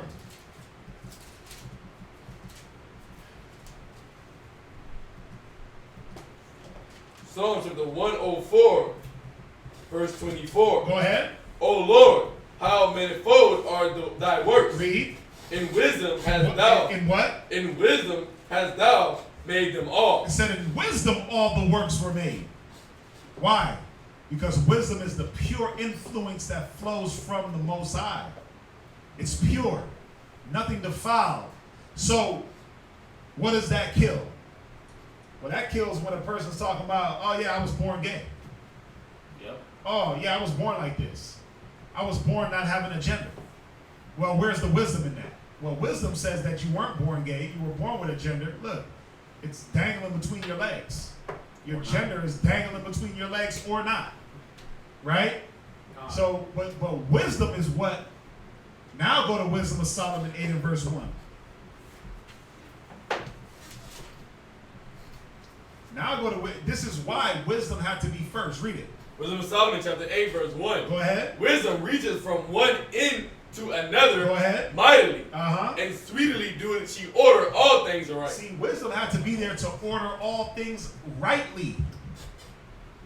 Wisdom had to be there in the creation of man, in the creation of the world, so things were ordered correctly, where there wasn't homosexuality, there wasn't man on man, there wasn't this, there wasn't that. Everything knew its place.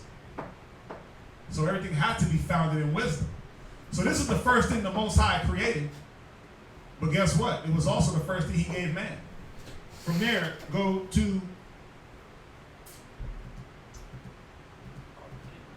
Can I say go something? to Ecclesiastes 43:33. What you got to say? I just saw this on the Instagram. Someone posted this video where there's now the transgender women. Can have babies.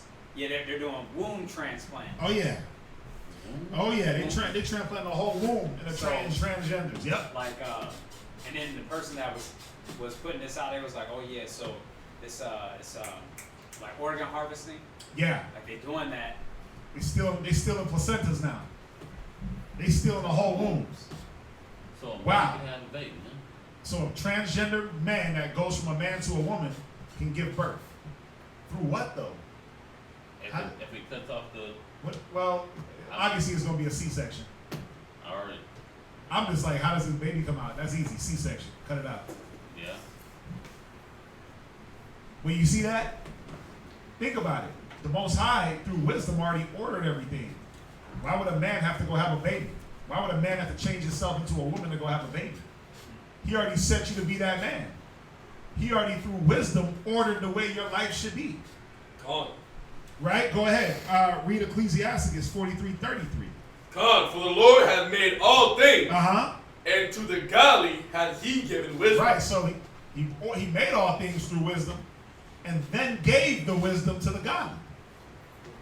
Right? Go to Proverbs 8 and verse 11. Why I had that up there. Go to Proverbs 8 and verse 11. Why was the wisdom given? Proverbs 8, verse 11. Go ahead. For wisdom is better than rubies, Uh-huh. and all the things that may be desired are not to be compared to it. Go ahead. I, wisdom, dwell with prudence, Come on. and find out knowledge of witty inventions. Right, so wisdom was given so that we can find out the knowledge of witty inventions. Now I want y'all to think about that. Did it say for us to find out the knowledge of how to invent things? Or did it say the knowledge of witty inventions, meaning something that's already been created? Y'all get this? Con. Wisdom was given to us to find out the knowledge of things that were already set in order through wisdom. It's like, I'm going to give you wisdom to find out wisdom to show you how things were done. I'm going to give you wisdom so you can invent things. Y'all see it now? Con. Why wisdom is so important and why it was given first? And why it had to create things? Yep. Because wisdom was the way you were going to find out how wisdom works. I got it now. So he said he gave us wisdom to do what? Read it one more time. Proverbs 8, verse 11. Uh-huh. For wisdom is better than rubies, Right? and all the things that may be desired are not to be compared to it. Right. So he said, listen, wisdom can't be compared to the carnal things. Wisdom will get you rubies. That's why you can't compare it. Con. Wisdom is a ruby in itself. That'll get you other rubies.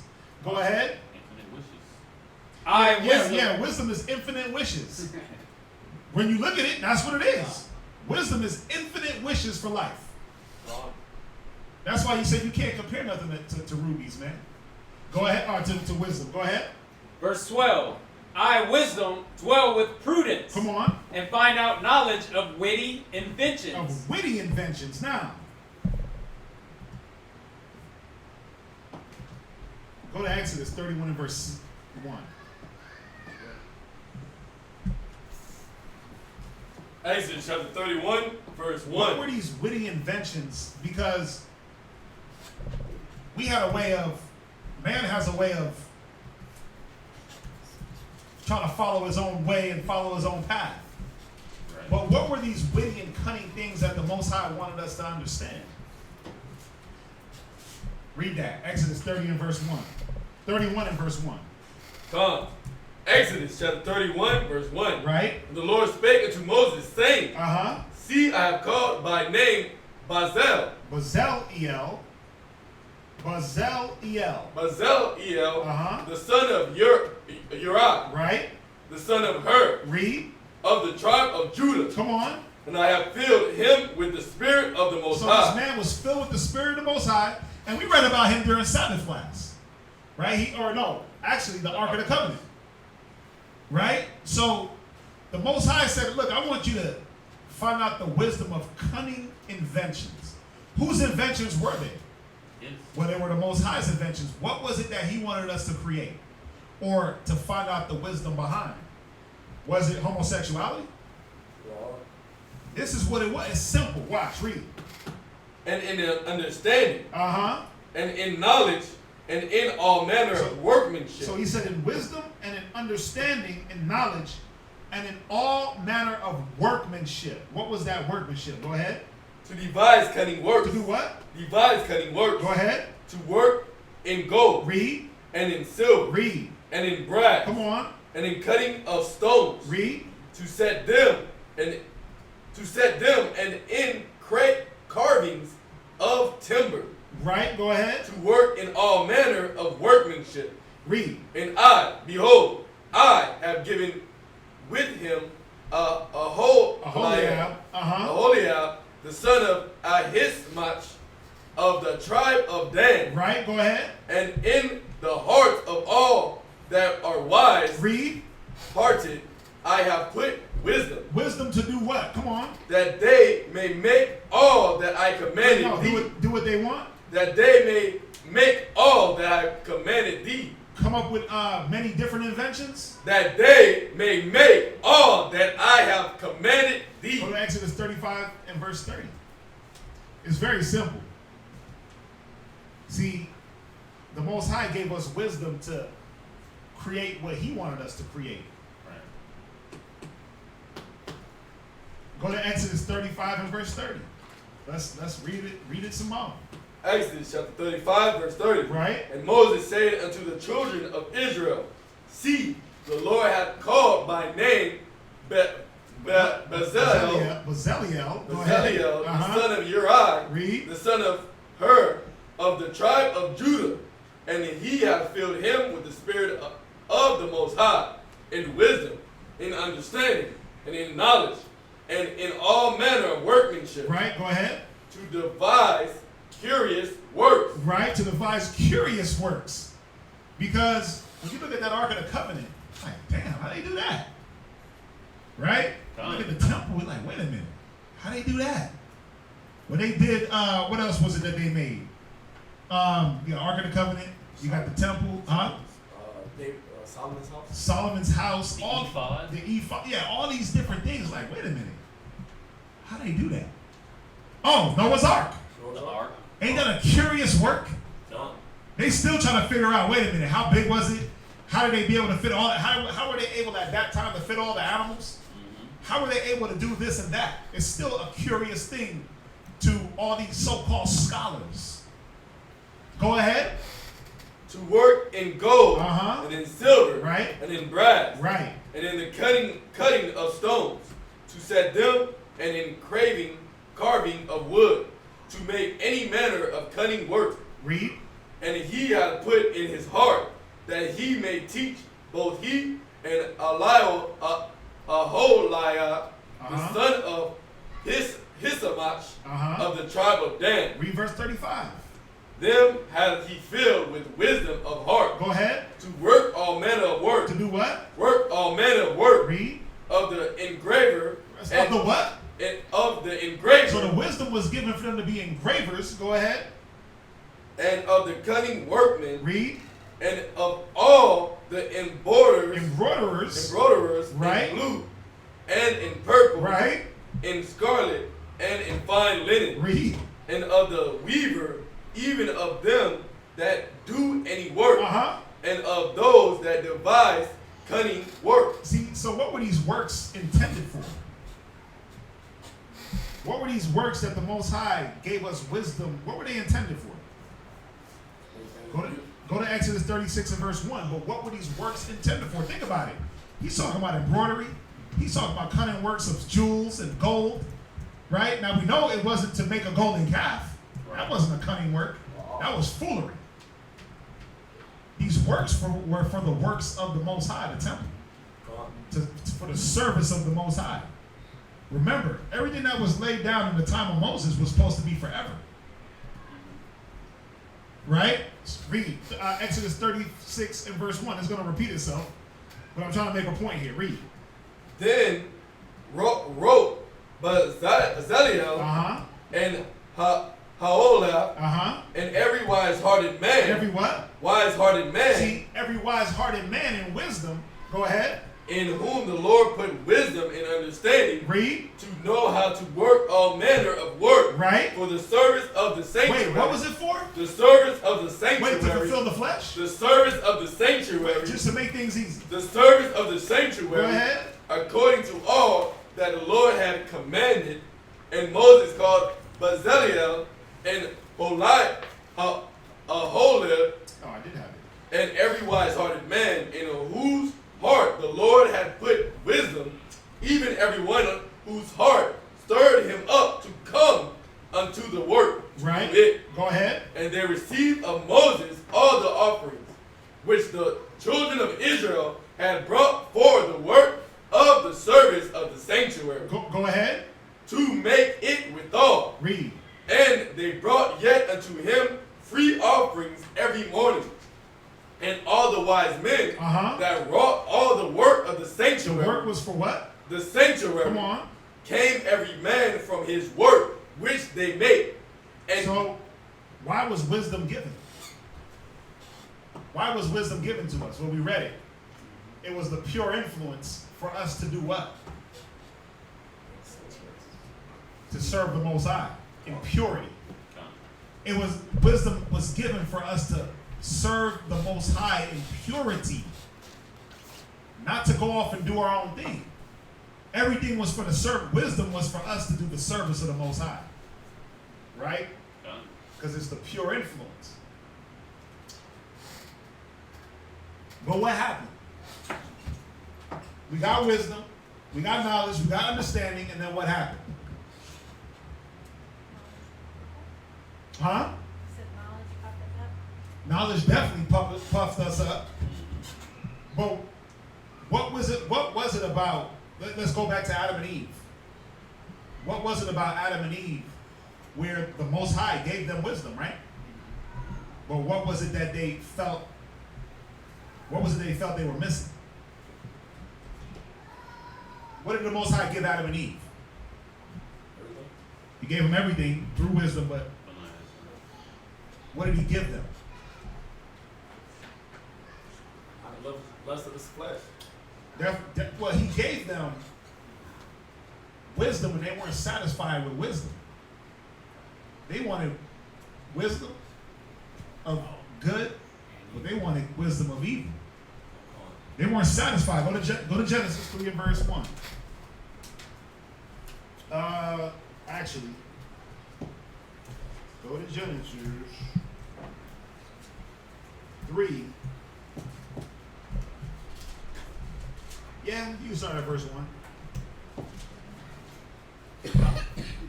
Genesis 3, verse 1. Right? Now the serpent was more subtle than any beast of the field, Right, go ahead. which the Most High, Yahweh, had made. And he said unto the woman, Yea, hath the Most High said, Ye shall not eat of every tree of the garden? And the woman said unto the serpent, We may eat of the fruit of the trees of the garden.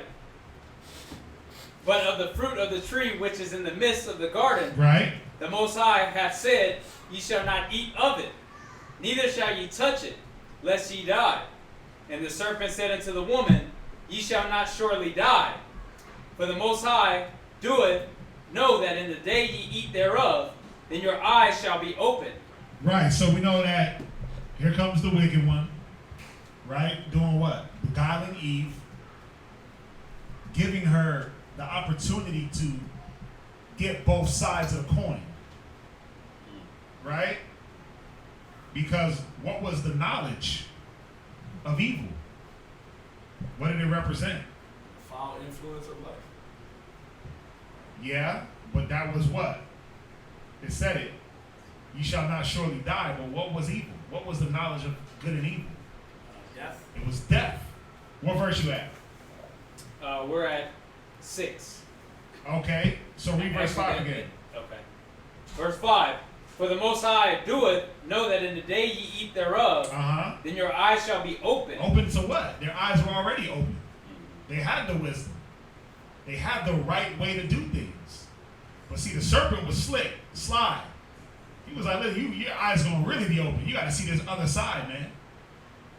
So we weren't satisfied with just the knowledge of good. Go ahead. And ye shall be as gods, Go ahead. knowing good and evil. Go to Genesis 2:16. Come on. Genesis 2:16. And the Most High, Yahweh, commanded the man, saying, Of every tree of the garden thou mayest eat freely. Right? But of the tree of knowledge of good and evil, thou shalt not eat of it. Read. For in the day that thou eatest thereof, thou shalt surely die. Right. So there was the warning: if you eat from this tree, you would die. Now, we said it. The knowledge of evil represents that death, right? Go to Wisdom of Solomon 1:13. Wisdom of Solomon 1 verse 13. Con. Wisdom of Solomon 1 verse 13. Go ahead. For the Most High hath not death. No, read it again. For the Most High made not death. So, remember earlier when we read, it said the Most High's works were all good. Right? Everything he made was made through wisdom. So the Most High didn't make death.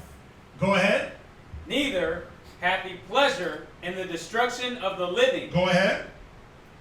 For he created all things that they might have their being. Jump down to verse 16. So he didn't create death, and he has no pleasure in the destruction of the living. Verse 16. But ungodly men. But what? Ungodly men. Read. With their works. Right. And words. Right. Called it to them. Right. Go ahead. For when they thought to have it their friend. See, ungodly men, like that serpent that was in the garden, he was ungodly. And with his works and with his words, what did he do? He put death into that situation. They were already dealing with death. Those people, besides Adam and Eve.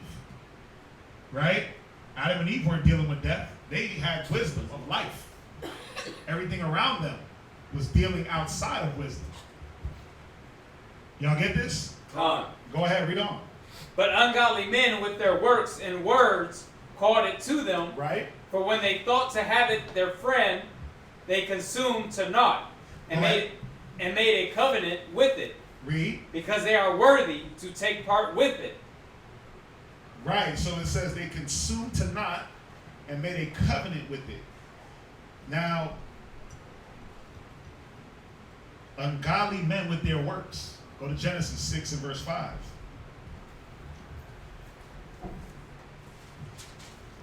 Ungodly men with their works, man. God. Genesis 6 and verse 5. Genesis 6 verse 5. And the Most High saw that the wickedness of man was great in the earth. Right. So was the wickedness great because the Most High gave them wickedness? What was it? Go ahead. And that every imagination of the thoughts of his heart was only evil continually. Yeah, man. The wicked imagination, that wicked mind. The Most High gave us wisdom. Think about it. He gave us gold. And what do? Let me make a golden calf to worship it. But then we also had the gold to be able to build the temple, the Ark of the Covenant, right? All these different things. Instead of using the gold for the righteous, we imagined something wicked and said, "Oh yeah, let's use it to worship another god." That's why he said in Ecclesiastes 39, it said, "Good things from the beginning were created for the godly, and evil for the sinner." Because a sinner is going to do what? What is a sinful man going to do? Or a sinful woman? They're going to take the good things and flip them into evil. But where does it come from? It comes from what? And that every imagination of the thoughts of his heart was only evil continually. Go to Ecclesiastes 7 and verse 29. So our wicked imaginations, Ecclesiastes in the Bible, 7 and verse 29. So the imagination of man. Think about your imagination when you let your imagination run wild. Does it run wild with wisdom? Or does it run wild into folly and foolishness? You start thinking about one thing, next thing you know, you're all the way into the thoughts of this lust. It's just like, it's like our brains are like an internet wormhole. You go into the internet. Remember Dave Chappelle talked about it? He's talking about the internet and he was talking about spam blockers. Yeah. And it's like everything he went to, it just ended up being porn. Yeah, every route. Every it route he goes- went, it just ended him in porn. But think about it. Think about your evil imagination and your evil thoughts, or just your thoughts in general. Lead you to what? Do they really lead you to thinking positive and thinking good? Don't they always lead you into some form of faithlessness, some form of hatred, some form of lust? It always leads back to like, how can I fulfill something of the flesh? Reaches in the spirit. Right? It never is like, damn, let me fulfill the spirit. It's always, how do I fulfill the flesh? How do I fulfill the lust? Our minds are like a computer and all these different thoughts. But why is it that they always lead to negative? Y'all ever ask yourselves that? Why does my thoughts always just lead back to the carnal? Ecclesiastes 7 verse 29. Ecclesiastes chapter 7 verse 29. Go ahead. Lo, this only have I found, Read. that the Most High hath made man upright. See, the Most High made man upright, made you perfect, made you good. No homosexuality, no sleeping with dead bodies, no eating defiled, no chasing the flesh. He made us upright. He made us upright, but what happened? Read. But they have sought out. But we did what? Sought out. Yeah, but we actively, when you seek something out, you're actively looking. You're actively looking for a way out of the uprightness. Go ahead. Many inventions. Not just some inventions, but what? Many inventions. But how come we didn't seek out the inventions that the Most High already invented? He already gave us inventions. He already gave us things that he wanted us to use the wisdom to build. Right? But we sought out many inventions. Now, were these inventions good? Go to Jeremiah 18 and verse 12. Were these inventions good, man? We sought out many inventions. But really, what is it that we seek out? What is it that we want to create? I know I'm kind of going through this a little fast because I want to get these scriptures out. Read. Jeremiah chapter 18 verse 12. Read. And they said, there is no hope, but we will walk after our own devices. Wait, there's no what? There is no hope. So, jumping a little bit, one of the things we invented was faithlessness. Damn. Ooh. Damn. We invented lack of faith. That was an invention by man. Read it one more time. Come. And they say, Right. there is no hope. Come on. But we will walk after our own devices. Yeah, we invented being rebellious, stiff-necked, doing our own thing.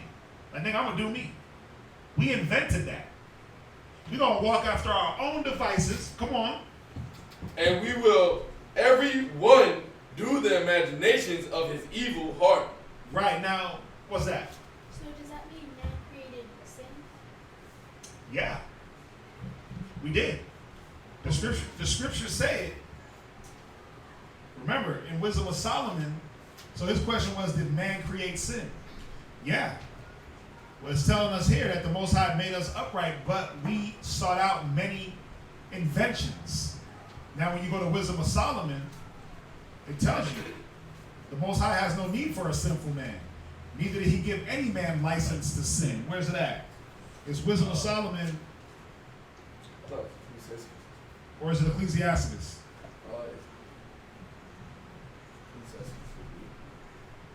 We're going to find it.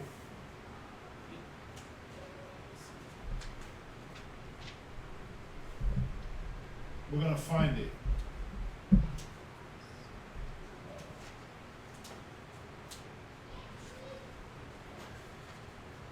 Who got it?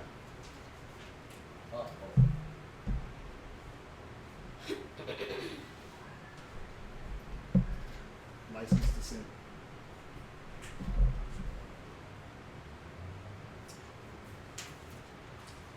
Oh, I found it.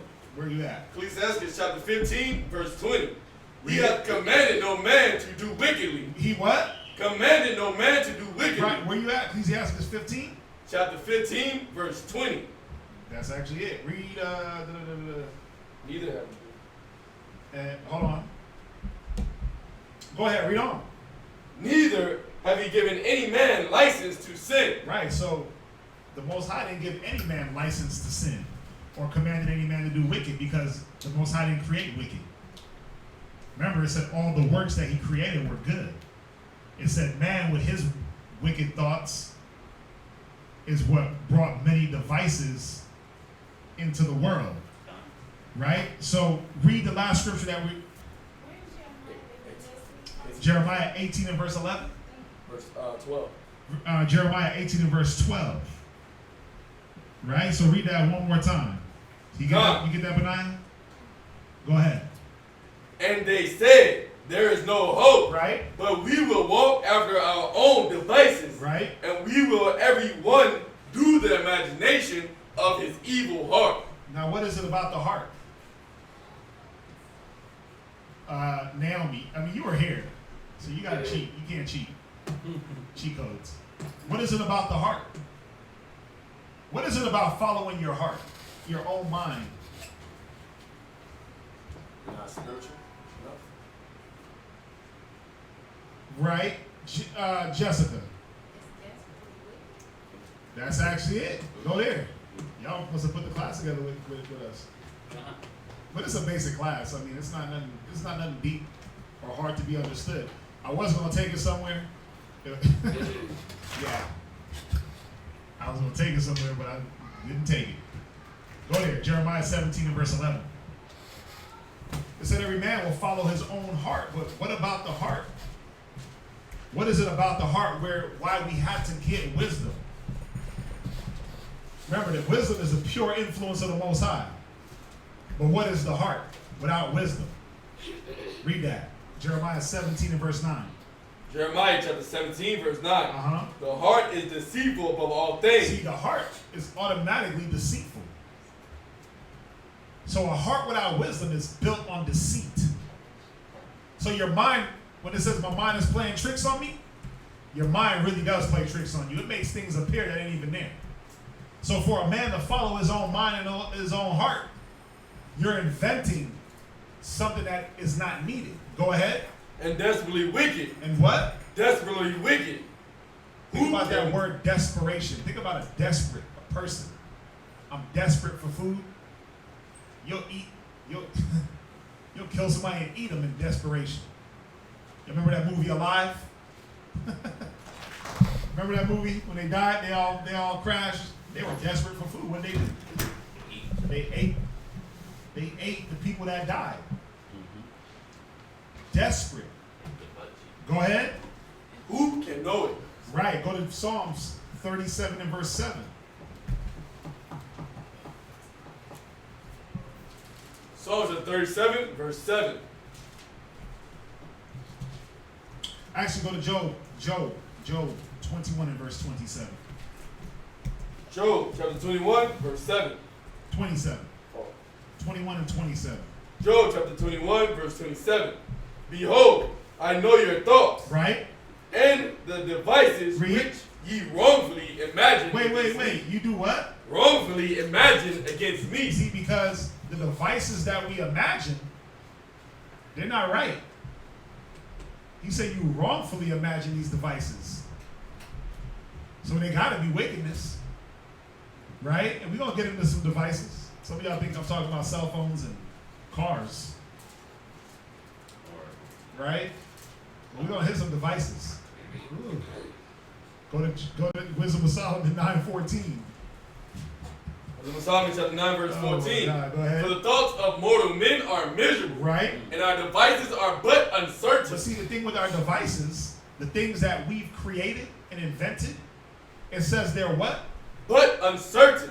There's no certainty in your devices.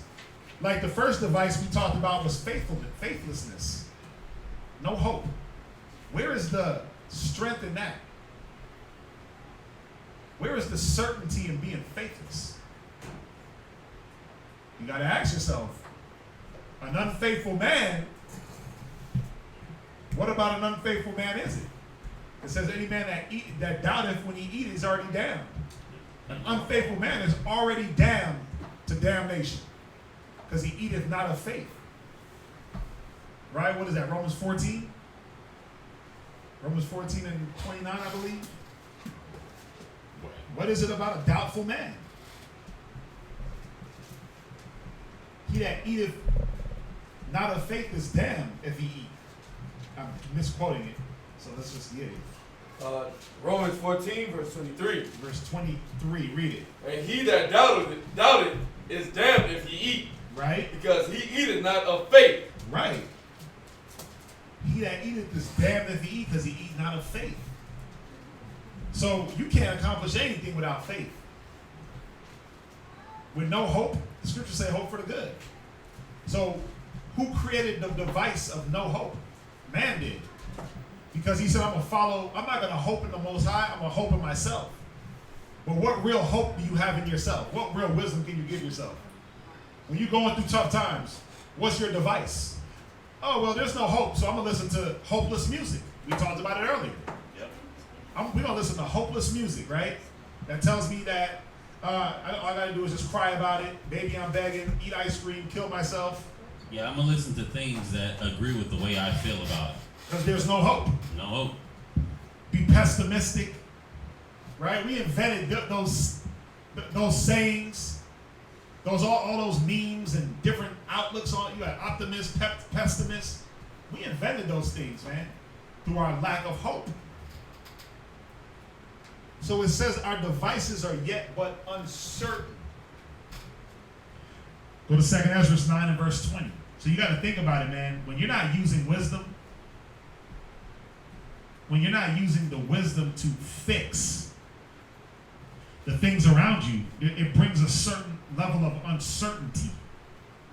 Because now you're going off your own way of trying to accomplish or fix the things that are going on with you. But there's no certainty that they'll be fixed. Why? Because it's your own thought. It's your own way of wanting to do it. And then what happens? What usually happens when you go your way? He that wandereth out of the way of understanding walks into the congregation of the dead. There is a way that seemeth right unto a man, but the ways thereof are what? Ways of death. Those are the ways of death. Your mortal thoughts, your desperately wicked heart brings you to death. Oh yeah, no, I know that the Most High is going to check me, but I'm going to still do this. Yep. You don't know what type of damnation you're bringing on yourself.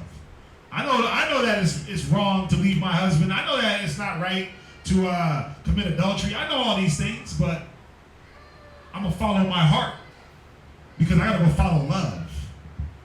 I got to go follow love, man. I know it ain't right. I need love.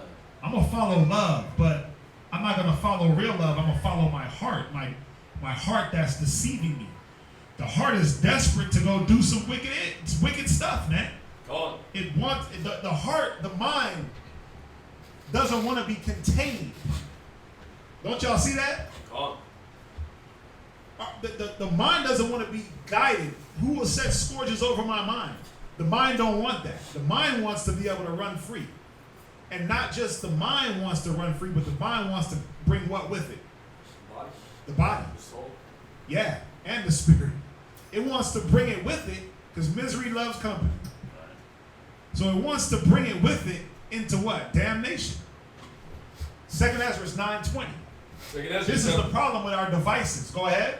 2nd Ezra chapter 9 verse 20. Read. So I considered the world, Right. and behold, Read. there was perils because of the devices. There was what? Perils because of the devices Uh-huh. that were come in unto it. Yeah. Now that's why there's so much peril in the world.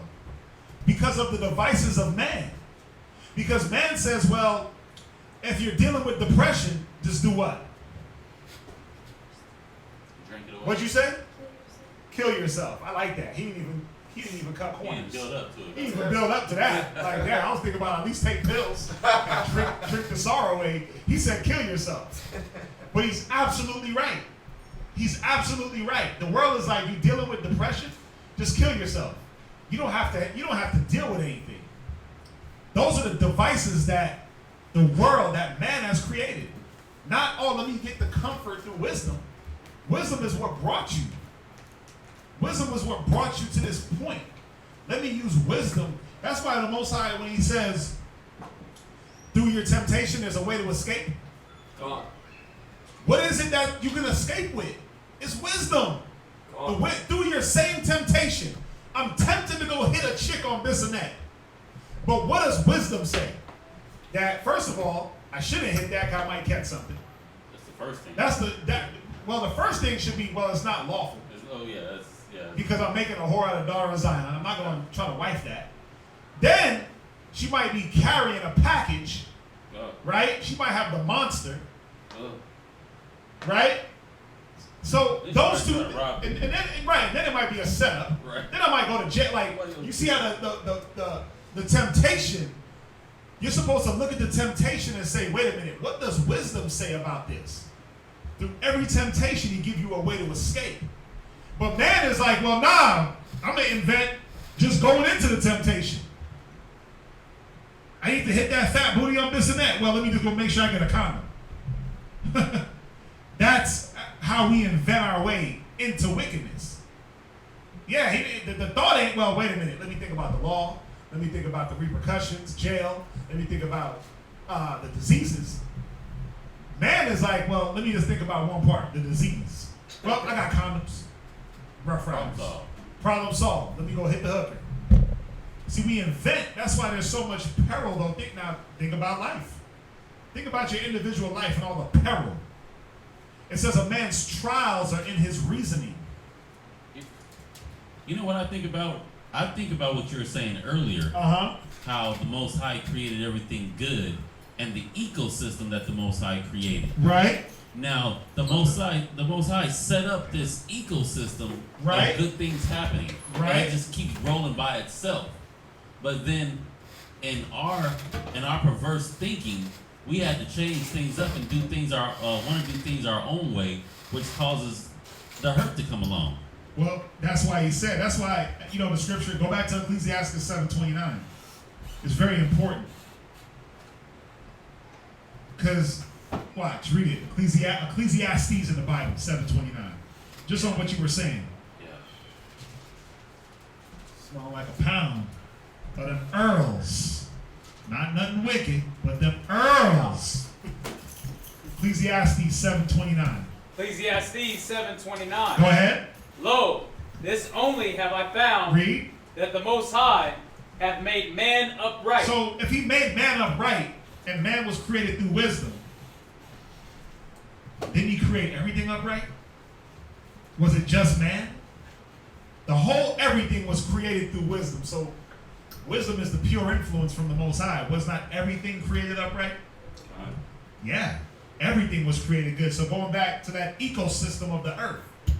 The earth was created good. He said he saw all the works that he did and saw that they were all good. Right? What is that? Genesis 2:31? 131? You don't have to go there. But if every single thing was created good, who made it bad? Man through his but it said, I seen perils in the world. So when you have pollution, if you want to go back to that, you got pollution and you got this happening and dirty oceans. Who's the one that created that? We did. Right? When you got animals that are trying to, when you infringe on animal territory and they end up in your backyard, which was really their backyard, who created that? Man. Through our inventions, through our devices. Now, really, what's the first device of man that is really, really, really, or what are the devices of man? And just for the brothers that walked in, we're just going over, for the people online, the class we went over on Friday. So y'all don't know this already. But what are the devices of man? Remember, we ain't talking about cell phones and cars.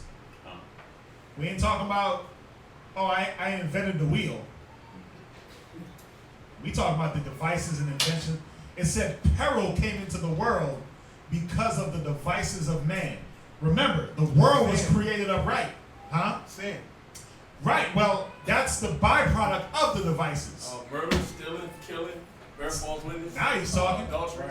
Right. So let's deal with the first one. Let's deal with anger. Anger is a device of man. Anger is a device of man because wisdom tells you a soft answer turn away much wrath. But what did man do? Man's like, nah, I'm gonna get angry at everything. No, I'm gonna render evil for evil. I'm gonna flex on him. I'm gonna shoot a nigga. Right? Go to Proverbs 14 and verse 17. Go to Proverbs 14 and verse 17. I just need one Proverbs. Proverbs chapter 14, verse 17. Right? He that is soon angry dealeth foolishly. Right, because it says anger resteth in the bosom of fools. But remember, man was created upright. Why? Through what? Through wisdom. Wisdom is what made us upright. So if you're dealing with anger, you're a fool. Read on. And a man of wicked devices. Wait, because anger is a what? A man of wicked devices. Anger is a wicked device that man has created. We weren't created to be angry. Oh. If we were created upright through wisdom, with wisdom, and wisdom was the first thing given to us, and it says anger rests in the bosom of fools, and him that is soon angry dealeth foolishly, then who created anger? Man. Man. Because we said, you know what? There's no hope in following wisdom. So we first created faithlessness, and then we created all these other things that came about it.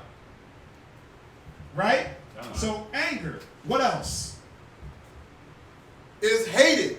Right? A man of wicked devices is hated. So what are some of these other wicked devices? Naomi, what? Oh, Jessica.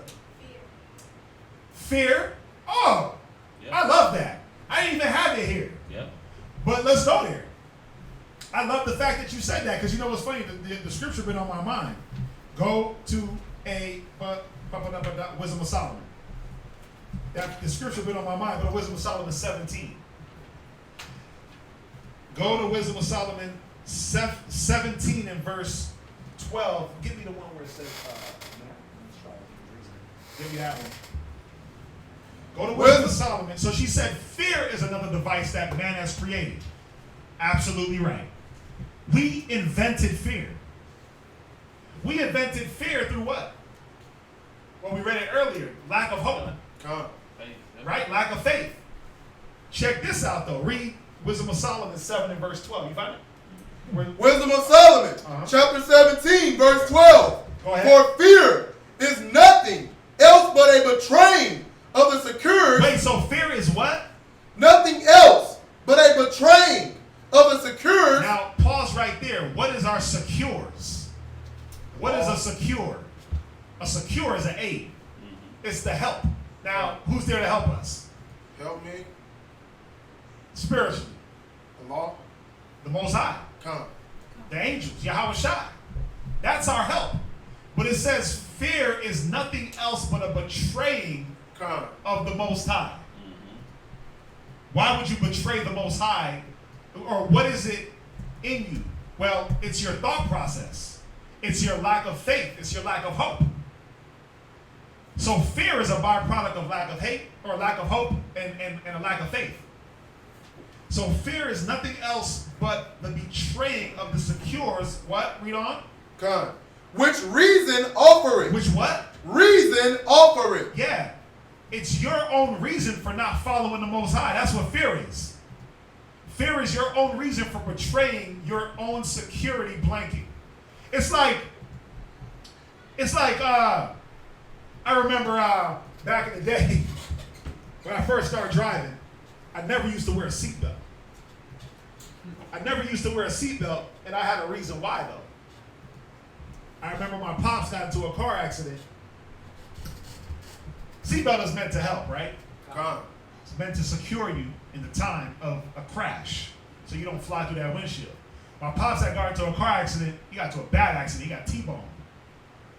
On the driver's side, ran a red light. Somebody ran a red light doing like full speed. and hit his car. Bam! T-boned him, but he didn't wear a seatbelt either. And you know, back in the day, you didn't have to wear no seatbelts, man. It wasn't no law, right? Right. But he was able to. They said that if he didn't look like through his peripheral see that car coming and kind of jump over into the passenger, he would have been done. And he ended up in a coma. He ended up in a coma. He ended up getting hit so hard that the car rolled down the street. This was on 6th Avenue in Chambers in Colorado. 6th Ave, Chambers. Busy intersection.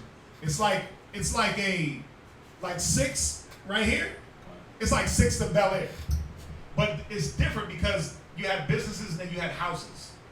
So she hit him so hard that the car rolled into somebody's back, like ran down the gate, ran into somebody's backyard, and stopped in the backyard. And his whole thing was, if I had my seatbelt on, I would have died that day. Because the seatbelt would have held him into the seat. Yeah. Right? So my whole thing was like, yeah, man, seatbelts are whack. But really think about it. Was it the seatbelt? The seatbelt was made to secure you. It's like how we come up with our own reasoning to not use the security. He came up with his own reason why he don't wear a seatbelt.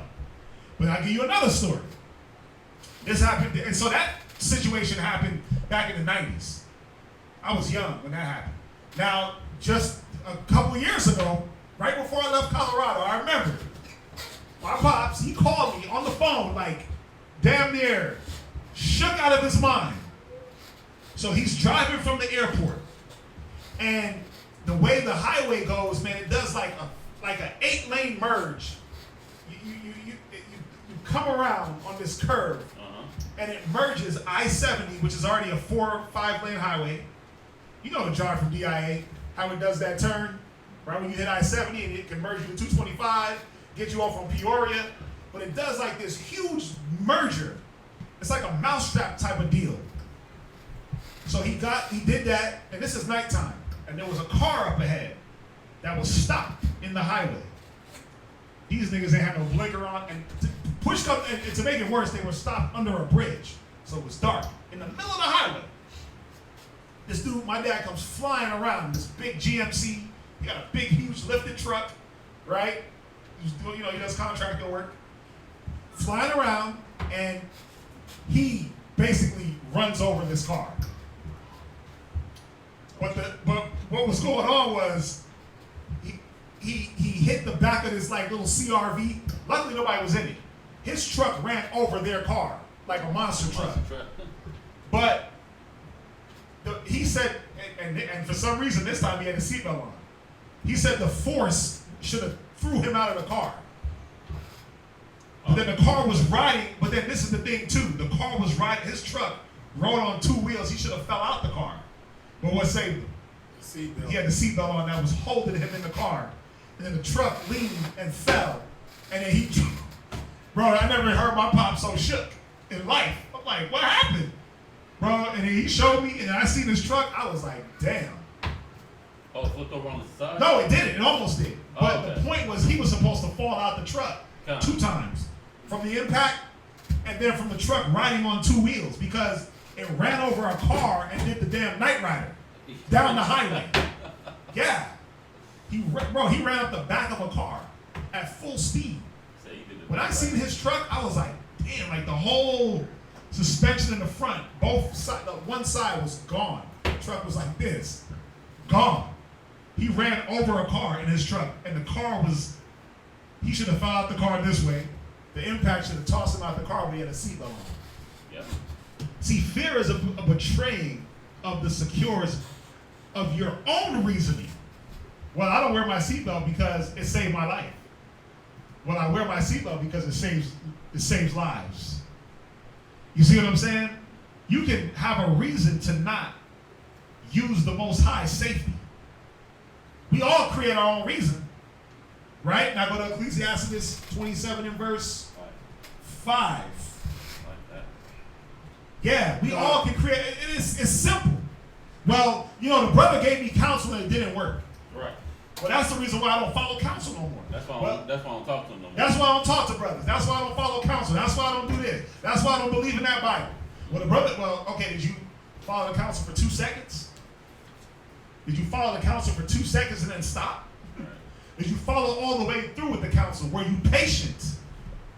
See, it's all these things that come into the factorization of what is going to be my security, my mind or the Most High? Am I going to be fearful? Because fear is the betraying of the Most High. Why? Where your own reason offers the reason. Your own reason offers the reason. Read Ecclesiastes 27 and verse 5. Ecclesiasticus chapter 27, Right. verse 5. Come on. The furnace proveth the potter's vessels. Right, and oral sex wasn't the first wicked device of man. Show me that in the Bible. First of all, let's deal with the scriptures.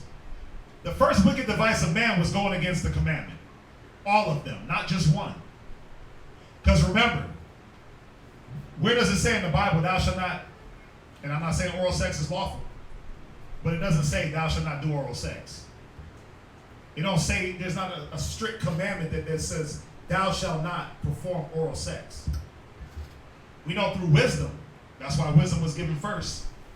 Through wisdom, sodomy. You don't sodomize and then oral sex falls under sodomy. So to say that one thing was a man's, or that was the first wicked device, no, it wasn't. The first wicked device, and there was no first. The first wicked device was really saying, you know what, we're not going to follow the commandment and we're going to go against it. So you know what the first wicked device really was? It was pride. It was pride. A man's pride that said, you know what, we're not going to follow the Most High, we're going to follow ourselves. Then everything else fell under that. Fear, murdering, right? Read where you at. Come. So the trial of man, right, is in his reasoning. It's in his what? Reasoning. Yeah, that's why you go through trials that you go through. Because your reasoning said, you know what, I ain't got to follow the Most High, I ain't got to follow counsel, I don't got to listen to the Bible. So now what happens? Here comes fear, and here comes lack of faith, right? He gave Eve dominion. No, he's coming with, remember, we're dealing in the Bible, so we're not dealing with, we know that Eve came with knowledge from these nations. Did she come with one piece of knowledge? Were the nations only doing one thing? Wow. Like the nations were just having oral sex? That's all they did? No. They just were idolaters? The nations were doing everything. The trees in the midst of the garden that the Most High told Eve not to partake in their wisdom, they were doing everything, not just one thing. It's no different than now. All you gotta do is look at the time of Adam and Eve as a kingdom. You had this righteous kingdom, and you had all these wicked kingdoms around it. The wicked kingdom said, let's go infringe on the righteous kingdom and give them the wicked knowledge. Eve was like, oh, okay, yeah, let's do that. Brought it to Adam, he didn't stop it, and here you have us. Same thing. That's how you gotta look at that. Remember, Adam wasn't just two people. They weren't just two people, man. They were a nation of people. That's why he said, male and female made he them and called them Adam. These are the generations of Adam. They had generations. All right, so I mean, you could throw in there that Revelations 1, 2, and 3 breakdown. I believe it's a brother, so you can go through the Genesis breakdown, and you'll see when we break it down with the precepts, you'll see what I'm talking about. It wasn't just oral sex; it was everything. It came with all types of doctrine, everything that was against the commandment. How do we know? I'm gonna read it real quick. It's Wisdom of Solomon. Man didn't create wicked devices; a woman did. Con. A woman is considered man, bro.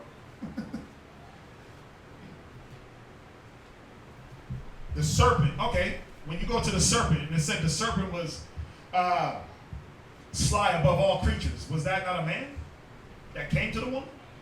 Because a serpent ain't a snake. A serpent is a person that's treacherous. Done. Again, just send the Genesis breakdown so they can get it. I'm not gonna mince words here and do the what's the thing? Semantics. The semantics. Right. I ain't gonna do the semantics, but I am gonna do this. Go to 2 Ezra 3 and verse 7. Read that. Somebody read that. 2 Ezra 3 verse 7 real quick. I'll read it. Con. No, okay. Go ahead. 2 Ezra, chapter 3, verse 7. Read. And unto him thou gavest commandment to love thy way. Right. What was the way of the Most High? Well, it said the Most High's way was all good. Adam broke that way by doing the opposite. Read on. Which he transgressed. So the commandment was what? Don't eat shrimp, pork, crab, lobster. Right? Don't have inordinate affections. Have no God above me. Bro, Adam and the people did all that. They didn't just break one thing, they broke everything. We can't be narrow-minded and naive like all they was doing was having oral sex and the whole world just damn suffered for that. We all went into captivity because of one man's fellatio. Come on, man. Let's not be naive. Let's stick to the Bible, though. I know the book of Adam and Eve and the book of Jubilees, it gives like all these other things that Eve did. No, let's stick to the wisdom, the simplicity in Christ. Sure. It said he gave commandment. Bro, there was more than one commandment. There was more than one commandment. Just like how we got commandment to love the Most High's way. Have no God above me. Honor your mother and your father. All the different commandments. Thou shalt not kill, steal, murder. What y'all think? They wasn't killing people during the time of Adam and Eve? What y'all think? They wasn't? Of course they were. Cain. You think that Cain didn't break a commandment when he killed his brother? Con. Thou shalt not murder? Hell yeah. So it wasn't just some sexual act. We can't be naive, man. We got to be more open, more scriptural minded, and use more wisdom and look at things more through wisdom, and get off these other books, right? So a man's trials is in his reasoning. Why? Well, his reason is no longer to use wisdom. Go to Ecclesiastes. What's another one? Pride, right? Ecclesiastes 10 and 18. I love when they come on and talk about Adam and Eve. I love it. I love Adam and Eve because if you don't put it together right, man, you be out here thinking that she really ate an apple. And then a snake slithered up and put an apple in his mouth and was like, here, bite this. And then he slithered off. I love it. You really think that she ate something and it made her smart? Come on, man. Ecclesiastes 10 and 18. What's another one? Pride, right? How do we know pride was an invention of man? Well, it tells us here. Read it. Ecclesiasticus, chapter 10, verse 18. Go ahead. Pride was not made for men. Straight out. Pride wasn't made for man. Go ahead. Nor furious anger for them that are born of a woman. Damn, there it goes again with anger. Yeah. Woo! There it goes again with that anger. It wasn't made. Go ahead. Verse That's 19. it. Go to Proverbs 18 and verse 13. Proverbs 18 and verse 13. Somebody else get Wisdom of Solomon 11:24. I love this scripture. Proverbs, chapter 18, verse 13. Go ahead. He that answereth. 8 and 13. Salaki. I might have said 18. Proverbs 8 and 13. Proverbs, chapter 8, verse 13. Go ahead. The fear of the Most High is to hate evil. It's the what? Hate evil. Go ahead. Pride Uh-huh. and arrogancy Right? and the evil way and the froward mouth. Right? Do I hate? Do I what? Do I hate? See, all these things the Most High hates. Because why? He didn't create them. They were created by man. That forward mouth, that arrogance, that pride. Watch, Wisdom of Solomon 11 and verse 24. Oh, this one was dirty. Wisdom of Solomon, chapter 11, verse 24. Go ahead. For thou lovest all the things that are, Right? and abhorrest nothing which thou hast made. He said he hates nothing that what? Which thou hast made. See, the Most High don't hate nothing that he's made. But I'm going to throw y'all for a doozy. For Jacob I have loved and Esau I have hated.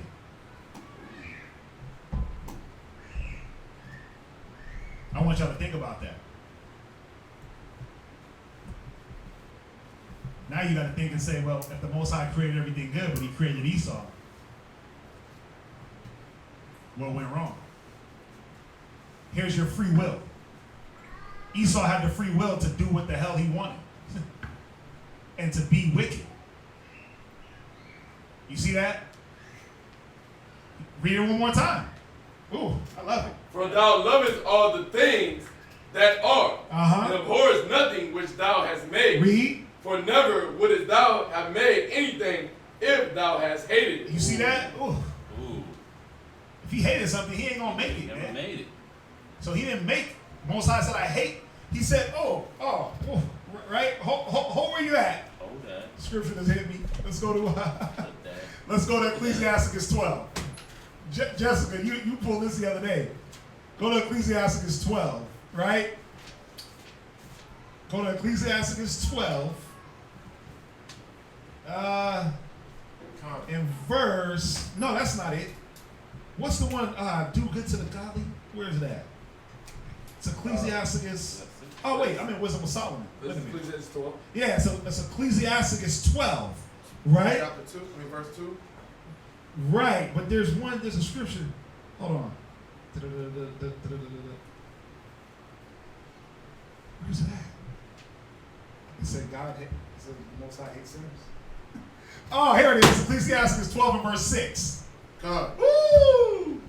Ecclesiasticus chapter 12, verse 6. Read. For the Most High hated sinners. Wait, he does what? Hated sinners. Read. And will repay vengeance unto the ungodly. Wait, so think about it. If the Most High hated sinners, did he create them to sin? No, we read it earlier. He gave no man license to sin or to do evil. Said he hated sinners. Now, I'm going to throw this in there. I'm going to throw it in here and I want y'all to just think. Who created Satan? Most High. Most High and Yahweh Shai. But what does he promote? Wickedness. He promotes wickedness, and then it all falls back to what? To sin. He promotes pride. He promotes all the things that the Most High hates. So you got to ask yourself, what is it about Satan? So God knows to destroy. Well, remember, the thing with Satan is this. If every work that the Most High created was good, how was Satan created? Good. Right. It tells you that in Ezekiel. He was created good. Until iniquity was found in him.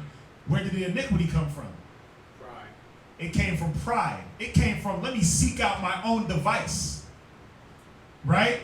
Let me seek out what I want. Let me not follow the Most High and his commandments no more. Let me do my own thing. There's no hope. Let me do me. Right? That's where it said, we can go there. Let's go there. Let's go there. Yep. It lines up. I wasn't going to go here. I wasn't going to go here, man, because it gets deep. Corinthians 11. No, Ezekiel 28 and verse 13. I wasn't going to go here. But y'all got to start thinking on a different level and really looking at these scriptures, man, and really looking at the Most High and looking what he intended and where all this evil comes from. It don't come from the Most High. He don't create evil. That's why he said he can't tempt with evil. Tempt thee no man with evil. And he can't be tempted with evil. Why? He didn't create it. He didn't create it. Ezekiel 28 verse 13. Ezekiel 28 verse 13. Go ahead. Thou hast been in Eden, the garden of the Most High. Go ahead. Every precious stone was thy covering. This is talking about that same slick, sly serpent that came to Eve. Go ahead. The sardius, topaz, and the diamond. Right? The beryl, Read. the onyx, and the jasper, the sapphire, the emerald, and the carbuncle, and gold. The workmanship of thy tabrets and of thy pipes was prepared in thee. He said, I'm pulling up one day. It's all good, brother. Hey, we here. We here. I mean, listen, if you're going to pull up in the spirit of trying to argue, we don't argue. Romans 14:1. If you're going to pull up in the spirit of knowledge puffeth up, we ain't dealing with that. If you're pulling up in the spirit of brotherhood and unity, trying to learn, we can facilitate that, but anything else we ain't dealing with. I'm just letting you know that straight up. We don't deal with arguing. We don't go back and forth. We don't do that. Go ahead. And the gold, the workmanship of thy tabrets, Right. and of thy pipes was prepared in thee in the day that thou was created. Right. So it's showing you that when Satan was created, he was created and put it in he was in the garden. And he was surrounded by all the beautiful works of the Most High. Read verse 14. Verse 14. Thou art the anointed cherub Yeah, he was the anointed angel. Read. that covereth, and I have set thee so. Come on. Thou wast upon the holy mountain of the Most High. Wait, where was he? Thou wast upon the holy mountain of the Most High. Go ahead. That thou hast walked up and down in the midst of the stones Read of fire. Read verse 15. That thou wast perfect. That was what? Perfect. Because he was created good. He was created good. Go ahead. in thy ways from the day that thou wast created, Until what? Come on. till iniquity was found in thee. Until what? Iniquity was found See, in thee. iniquity was found. But where did it come from? The iniquity came from a man's own wicked thoughts. It came from that desperately wicked heart. It came from that, oh, wait a minute, let me do my own thing. Oh, we ain't got to follow that. Oh, we ain't got to follow the Most High. Let me be the man. Pride, man. Most High said he hate pride. Satan is all about pride. That's the first and foremost thing. Was pride. Y'all see this, right? Come Well, I mean, bro, you know me. You know me, man. The apple was the PG-13 version of oral sex. Okay. It don't even say apple in the Bible. It don't even say apple in the Bible, brother. But the tree of the knowledge of good and evil thou shalt not eat of, for in that day thou eatest, therefore thou shalt surely die. It don't say nothing about an apple ever in the Bible. No, sir. Con. Moving on. That's why I love first 3 books. Bro, I dive through that. Come on, man. I dive through that so nasty without even having to go to precepts. All you gotta do is just read it. Read it and comprehend it and define words. That's the problem with our people, man. Destroyed for a lack of knowledge. But it's all good. That's what it is. It's just knowledge. It's just knowledge. Yeah, see, then they going in. Right? So pride, man. Pride saying we don't gotta follow and be under the rule of the Most High. We're gonna do our own thing. What else? Man, read that Wisdom of Solomon 11:24 one more time, son. on. That is a nasty scripture. It is. Wisdom of Solomon, chapter 11, verse 24. And you see though how it brings everything into play with Satan, with the wicked. Because remember, the scriptures say the Most High created everything, even the wicked, for the day of destruction. But did he really create the wicked? No, they created themselves, and they're used for the day of destruction. Right? Go read that one more time. Come on. Wisdom of Solomon, chapter 11, verse 24. For thou lovest all the things that are, and abhorrest nothing, Right? which thou hast made. For never wouldst thou have made anything if thou hast hated it. Right? Right. So, what else, man? One more. Go to John 8:44. Murder. Murder was created by man. Murder was created by man. St. John, chapter 8, verse 44. Go ahead. Ye are of your father the devil, Read. and the lust of your father ye will do. Right? He was a murderer from the beginning. Wait, he was a what? A murderer from the beginning. Yeah, man. The devil was a murderer from the beginning. Why? Because when iniquity was found in him, that's what he was about. Those murderous ways. But you know it's going into Cain, right? Cain was the first, what is written down, the first one that committed the act of murder?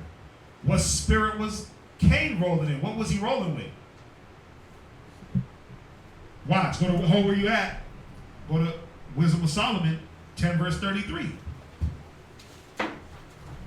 Wisdom of Solomon, chapter 10. Wait, 10? 10 verse 3. 10 verse 3.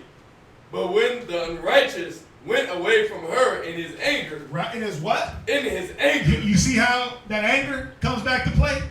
The unrighteous went away from her, speaking of wisdom. When you read Wisdom of Solomon 9, it tells you it's talking about wisdom here. When the unrighteous went away from her, speaking of wisdom, go ahead. He perished also in the fury wherewith he murdered his brother. Right. See, stepping out of wisdom brings you into a murderous invention. These are the things that we create. Go to Psalms 21 and verse 11, just in closing, that these wicked inventions, man, they're not gonna stand. These are the things that ain't gonna make it into the kingdom. Y'all know that, right? I mean, I could go all day with these wicked inventions. There was a few others I wanted to touch on, but we ain't got time. Go ahead, read. Psalms 21 verse 11. For they intended evil against thee. Right. They imagined a mischievous device. Right. Which they are not able to perform. Why? Go to Psalms 33 and verse 10. See, the wicked imagine evil against the Most High, but they're not going to be able to perform it. Why? Read. Psalms 33 verse 10. The Lord bringeth the counsel of the heathen to naught. Right, because the counsel, the knowledge of wickedness is not wisdom. So he's going to bring it to nothing. He said he take the wise in their own craftiness. Read. He maketh the devices of the people of none effect. Yeah, man. Why? Because wisdom and knowledge is going to be the stability and the strength of salvation. Wisdom is going to overtake the devices of the crafty. You stick to wisdom, the devices that bring peril into the earth, they become none effect. You going through problems with your woman? What's the device? Well, let me punch her upside the face. That's a man's device. The wisdom says, well, no. Dwell with her according to knowledge. Knowledge is, well, oh, wait a minute. Let's sit down and talk about it and communicate. Right. So these other devices are of none effect. You see how it works? It's easy. It's real simple.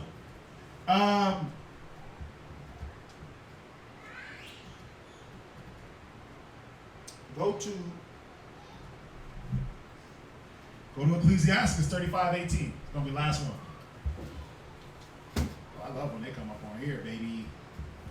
Talking that nonsense. You know how many Adam and Eve breakdowns I've been through? Genesis 1, 2, and 3 don't even sound the same to me that it did back in 2001. I look at that on a whole nother level. These cats, you know, the problem is they go into these other books. You know, they got a book of Adam and Eve, right? That'll tell you all types of retardation. An apple, a snake, yeah, 8 ribs. Come on, man. I love it. I love it, though. Read. Ecclesiastes chapter 35 verse 18. Right. The Lord will not be slack. Read. Neither will the mighty be patient towards them. And this is for the ones that go off of their own devices, man. You got to remember, the Most High, he's not going to be slack to pay. Read. Till ye have smitten in sunder the loins of the unmerciful. Come on. And repaid vengeance to the heathen. Oh, come on. Till ye have taken away the multitude of the proud, and broken the scepter of the unrighteous. Read. Till ye have rendered to every man according to his deeds. According to his what? His deeds. Read. And to the works of men according to their devices. Yeah, man, you're going to get paid back according to the devices that you come up with. The only device we need is wisdom. It was already invented for us. It was invented and handed down to us. That's all you need. Wisdom. Nothing else. Or else what's going to happen is, this is the thing, you'll be paid according to the wisdom you use or the wisdom you don't use. That's what we got to understand. Go ahead. Till ye have judged the cause of his people and made them to rejoice in his mercy. Is that it? Verse 20. No, that's it. Oh, you want to read verse 20? Go ahead. Mercy seasonable in the time of affliction. No, that's it. That's it. So, any questions on that? And Bueller. Any questions? Anything online? Anybody want to combat Adam and Eve for the next 3 hours? I'm down. I'll send everybody home. We can stay online. We can get it. I just got one question. What's that? So Satan used to be a man, right? Yeah. Yeah. Why you ask that? I was thinking about something. Oh, okay. What were you thinking about? I want to know. I want to know where your brain is going. Oh, because like in 2 Corinthians chapter 11, it goes into Satan and his ministers, speaking evil, and all of like, Satan's just a spirit, like he's teaching. Satan's a spirit, but he also has a physical counterpart, that's all I'm saying. which is Esau. So is Esau just a man? That spirit can come into anything. Because I was reading Ezekiel. Right. Ezekiel, he tells Ezekiel to go into these places and look at like the dark temples and like the dark things they're doing like in the hidden places. Uh-huh. And they worshiping Satan, right? In those hidden places. Yeah, other gods, yeah. Uh-huh. Yeah, so it's just like, Which are all satanic, yeah. Right. So But they were worshiping female powers, and I mean, Right. think about it. The Hindus, they worship Shiva. Right. Shiva Kanani or whatever it is. And they go and they rub the period blood that comes from between her legs on the walls, and they do all types of weird stuff with her. Oh yeah, you gotta look it. I mean, I don't advise y'all to look into it, but look into it. It's a woman god that sits there with her legs open, and they paint like the blood, and it's all bad. Gone. Yeah. No sense. Anything else? Y'all sure y'all want to do this Adam and Eve thing for the next 3 hours? Y'all sure? We can get it. No, I don't think I got 3 hours in me. I might just get faint right here and pass out on the podium. Anyway, if that's it, man, we definitely thank y'all for joining us. We'll be back. We won't be here Friday broadcasting live, but we will be in class. So anybody that wants to come to class in a good spirit, trying to pull up to do some good scriptural learning, we here. If you come to debate, fight, argue, don't even come. Stay home or stay trolling online. Do what you do, but don't even show up if you're trying to argue, because you're not gonna get no play over here. Trust me. No, sir. You're gonna get shut down. You're gonna argue with yourself. Romans 14:1. Receive every spirit, but not to doubtful disputations. All right. If y'all haven't seen how we deal with brothers that come into the class and argue, just go back and watch like 2 weeks ago. Yeah. Anyway, worldly fear is carnal, and fear of the Most High is what we should have. Worldly fear is carnal, and the fear of the Most High is carnal. We should definitely have the fear of the Most High. That's what He wants. That the fear is that respect, the respect for what He's given us, the respect for what He wants us to do. It's respect. It's fear. Yeah, we should have that. The fear of the world is garbage. It's not even real. It's you betraying the Most High. We went through it. Yeah. If that's it, let's say shalom, and we'll see y'all back here on Saturday on live. All right. Let's salute them online. Let's say shalom. Shalom. You're the only power. Lies on Christ. So many lies that when we come with the truth, people think that the lies is the truth and that the truth is the lie. Who changed the truth for God into